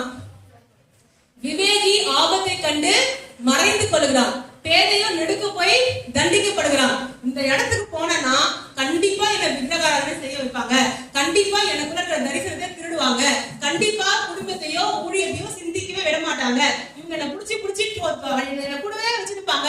அப்படி தெரியுற இடம் எதுவாக இருந்தாலும், அது உங்க ஃப்ரெண்ட் வீடா இருக்கலாம், அந்த சமயத்துல பெண்களுக்கு அவங்க அம்மா வீடா இருக்கலாம், உடனே நீங்க அப்படி தப்பா யோசிக்காதீங்க. நான் என்ன சொல்றேன்னா, உங்களுக்குள்ள ஒரு தரிசனம், ஒரு திட்டம், ஒரு நோக்கத்தை கர்த்தர் கொடுத்திருக்கிறாரா, அதை தடுக்கிறதுக்கும் அதை கெடுக்கிறதுக்கும் சாத்தான் பிளான் பண்ற எல்லாமே தீமை செய்யறதுக்கு விரைந்தோடுற கால் தான். நம்ம நன்மை செய்ய போல அப்படின்னா அடுத்து என்னதான் செய்ய போறோம்? தீமை தான் செய்ய போறோம், அவன் செய்ய வச்சிருவான். நான் சொல்றது புரியுதுங்களா? அப்போ தீமை செய்வதற்கு நம்ம கால்கள் விரைந்து கூடாது. நீங்க சொல்லலாம், நான் ஒண்ணு யாருக்குடியும் கெடுக்கிறதுக்கு போல. ஆமா, நீங்க யாருக்குடியும் கெடுக்க போல, ஆனா தேவனுக்குடிய கட்டல. தேவராஜ்யத்தை கட்டாம உங்க டைம் வேஸ்டா ஸ்பெண்ட் பண்ணிட்டு இருக்கீங்க பாருங்க. அதை கர்த்தர் எப்படி பாக்குறாருன்னா, தீமை செய்ய விரைந்தோடும் கால் அப்படின்னு பாக்குறாரு. அது கர்த்தருக்கு எப்படி இருக்கான்? அருவருப்பா இருக்கான். அப்ப நம்ம துதியை கட்ட ஏற்றுக்கொள்ள மாட்டார். அடுத்து பாருங்க, அபத்தம் பேசும் பொய் சாட்சி. சிலர் வந்து பொய் சாட்சி சொல்லுவாங்க, சத்தியமா பார்த்தா அவங்கதான் இருந்தா அவங்க இருக்க மாட்டாங்க. இது வந்து அவங்கள வந்து மாட்டிக்கிறதுக்காக பொய் சாட்சி சொல்றது. இன்னும் சிலர் பொய் சாட்சி சொல்லுவாங்க, இது வந்து நல்ல பொய் சாட்சியா, என்னன்னா காப்பாத்துறதுக்காக. ஐயோ இப்ப நான் சொன்னா அவன் வந்து வாழ்க்கையை போயிடுமே, அவனை காப்பாத்தணும், அதுக்காக சிஸ்டர் நான் பார்த்தேன் சிஸ்டர், அவன்கிட்ட நாங்க இல்லவே இல்லை சிஸ்டர். இதுவும் பொய் சாட்சி தான். ஒருத்தரை மாட்டி விடுறதுக்காக நீங்க சொல்றது மட்டும் பொய் சாட்சி இல்ல, ஒருத்தரை காப்பாத்துறதுக்காக பொய் சாட்சி சொல்றீங்க பாருங்க, அதுவும் கர்த்தருக்கு எப்படிதான் இருக்கு? அருவருப்பாக தான் இருக்கு. வேதம் சொல்லுறது, உள்ளதே உள்ளதென்றும் இல்லவே இல்லதென்றும் சொல்லுங்க, அதுக்கு மிஞ்சிறது பாவம். அதுக்கு மிஞ்சி என்ன பூசி மழுகி பேசினா என்னதான் அது பாவம். அதை செஞ்சுட்டு வந்து கர்த்தாவே உங்களை துதிக்கிறேன்னு சொன்னா ஏற்றுக்கொள்வாரா? ஏற்றுக்கொள்ள மாட்டார். கடைசியா சகோதரருக்குள்ளே விரோதத்தை உண்டு பண்ணுதல்.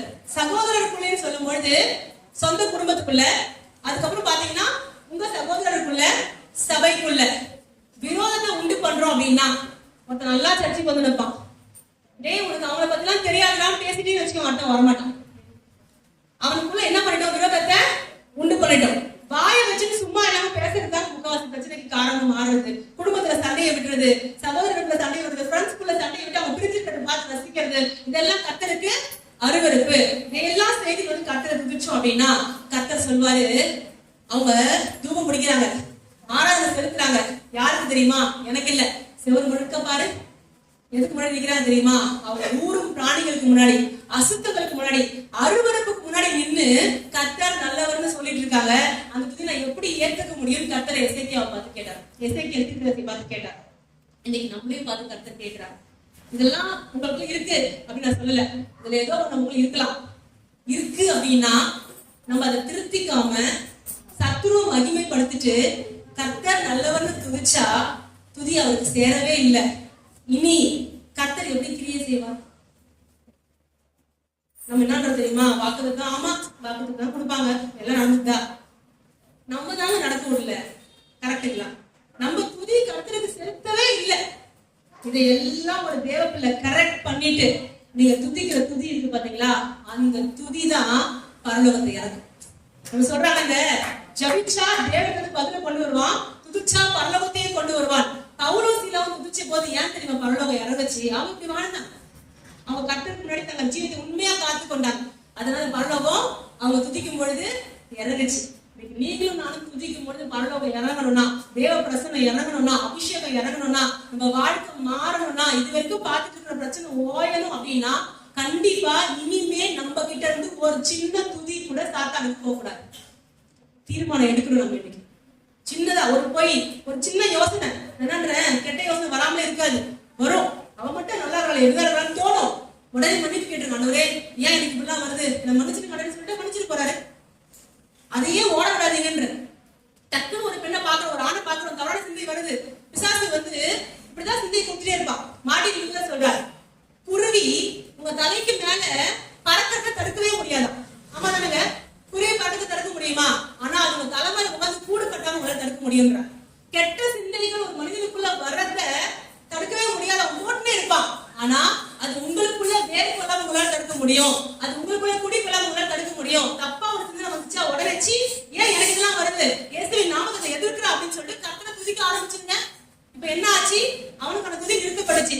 சினிமா பார்க்கணும், ஒரு சீரியல் யாரோ வச்சிருக்காங்க, சவுண்டா வச்சுட்டாங்க, நேற்று வரைக்கும் பார்த்துட்டோம், இன்னைக்குதான் பார்க்க கூடாதுன்னு தீர்மானம் பண்ணிருக்கிறோம், அடுத்து என்ன நடக்க போகுது தெரியல, ஒரு ஆதரத்துல பார்க்கணும்னு தோணும் போது உடனே சொல்லுங்க, இயேசுவின் நாமத்தை எதிர்க்கிறேன், எனக்கு அதை விட இயேசுதான் முக்கியம், என்கிட்ட ஒரு துதி அவனுக்கு போக கூடாதுன்னு நீங்க சொல்லுங்க. கர்த்தர் மகிழ்ப்படுவார். அதன் பின்பு நீங்க துதிச்சு பாருங்க, உங்க துதியில பரலோகம் நிச்சயமாக இறங்கும். இப்போ இவ்வளவு நடந்துருச்சா? இதெல்லாம் நம்மளால முடியுமா? இதற்கு செஞ்சிட்டோம், இனி மாற முடியுமா? இனி மாற முடியுமா? ஒருவேளை நம்மளால மாற முடியாம கூட இருக்கலாம். நான் மாம்சம் சிஸ்டர், நான் முயற்சி பண்றேன், 2 நாள் ட்ரை பண்றேன், 3 நாள் தோத்து போறேன், முடியல அப்படின்னு நீங்க சொல்றீங்களா? லாஸ்டா ஒரே வசனம் வாசித்து முடிக்க போகணும். வெளிப்படுத்தல் 5:5 வாசிக்கலாங்களா? வெளிப்படுத்தல் 5:5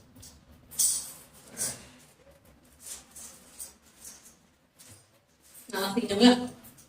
அப்பொழுது மூப்பர்களில் ஒருவன் என்னை நோக்கி, நீ அழ வேண்டாம், இதோ யூதா கோத்திரத்து சிங்கமும் தாவீதின் வேறுமானவர் புஸ்தகத்தை திறக்கவும் அதன் 7 முத்திரைகளை உடைக்கவும் ஜெயம் கொண்டிருக்கிறார் என்றான். பாருங்க, யோவான் அழுறார். எதுக்கு அழுறார்னா, புஸ்தகங்கள் இருக்கான், முத்திரை போடப்பட்டிருக்கான், அந்த முத்திரையை உடைக்க முடியலையா, அதை உடைக்கிறதுக்கான அதிகாரம் யாருக்கிட்டயுமே இல்லையா. அப்ப எப்படிரோ அப்படின்னு சொல்லி யோவான் அழும் போது அங்கிருந்து ஒரு சத்தம் வருது, நீ அழாத, யூதா கோத்திரத்து சிங்கமும் தாவீதின் வேறுமானவர் என்ன பண்ணிருக்காரு, ஜெயம் கொண்டிருக்கிறார் அப்படின்னு சொல்லி. ஒருவேளை நீங்க சொல்லலாம், சார் என்னால ஜெயிக்கவே முடியல சார், நான் இதெல்லாம் நீங்க இன்னைக்கு சொல்லிதான் தெரியணும் இல்ல, எனக்கு முன்னாடியே தெரியும் சார், ரொம்ப முயற்சி பண்ணி பார்த்துட்டேன், விடுதலை ஆக முடியாம தான் இன்னும் குற்றவனோட வாழ்ந்துட்டு கொண்டிருக்கிறேன் நீங்க சொல்றீங்கன்னா கர்த்தர் நீங்க பார்த்து சொல்றாரு, நீ அழ வேண்டாம், யூதா கோத்திரத்து சிங்கமும் தாவீதின் வேறுமானவர் உங்களுக்காக ஜெயம் கொண்டிருக்கிறார். இப்ப என்ன பண்ணணும் தெரியுமா? டெசிஷன் எடுக்கிற மனசுக்குள்ள, இனி இந்த தப்ப செய்யக்கூடாது, தீர்மானம் எடுத்துட்டு ஆண்டவரிடத்துல கேட்கணும், எனக்கு உதவி செய்யுங்கப்பா, நான் ஜெயிக்க விரும்புறேன், நீங்க ஜெயிச்சீங்கல்ல, நீங்க ஜெயிச்சீங்கன்னா என்ன பண்ணுவீங்க? ஜெயிக்க வைப்பீங்க. ஒரு அம்மாவுக்கு வழி தெரியுது அப்படின்னா பிள்ளையை கரெக்டா அந்த வழி காமிச்சு கூட்டு போயிடும். அம்மா கரெக்டா செய்வாங்க இல்லையா? அப்ப கரெக்டா செய்ய மாட்டாரா? அம்மா உயிரை கொடுக்கல, பிள்ளைக்காக கரெக்டா கொடுத்தா, கரெக்டா உயிரே கொடுத்துருக்காரு, கரெக்டா செய்ய மாட்டாருங்களா? அவருக்கு வழி தெரியும், அவர் ஜெயிச்சிட்டா. உங்களை எப்படி ஜெயிக்க வைக்கணும்னு அவருக்கு தெரியும். நம்ம என்ன செய்யணும் தெரியுங்களா? நம்ம ஜீவியத்தோட ஒப்பு கொடுக்கணும். மனம் திரும்பறதுக்கு ஃபர்ஸ்ட் ரெடி ஆகணும். வெடுறதுக்கு ஃபர்ஸ்ட் ரெடி ஆகணும். ரெடி ஆகாம மாற்றம் வராது. 38 வருஷம் வியாதியா இருக்கிற மனுஷங்கிட்ட இயேசு போய் கேட்கிறாரு, சுஸ்தமாக வேண்டும் என்று விரும்புகிறாயா? ஏங்க அவனை பார்த்தா 38 வருஷம் வியாதியா அவன் சுத்தம் வேணும் ஆண்டவருக்கு தெரியாதா? தெரியுமா? தெரியாதாங்க. என்ன கேட்டாரு? நீ விரும்புறியா அப்படின்னு கேட்டார். நீ நம்மளை பார்த்து ஆண்டவர் கேட்கிற, நம்ம பிரச்சனை கர்த்தருக்கு தெரியுது, நமக்கு விடுதலை வேணும் அவருக்கு தெரியுது. அவர் கொஸ்டின் என்னன்னா, உனக்கு விருப்பமா? நீங்க ரெடியா இருக்கீங்களா? மனம் திரும்புதல் உங்களுக்குள்ள வேணும் நீங்க நினைக்கிறீங்களா? இதுல எல்லாமே இருக்குன்னு இல்ல, ஏதோ ஒண்ணு இருந்தாலும் நம்ம துதி கர்த்தருக்கு போகல, சாத்தானுக்கு தான் போயிடுச்சு. அப்ப நீங்க மனம் திரும்ப போறோம், கர்த்தருக்கு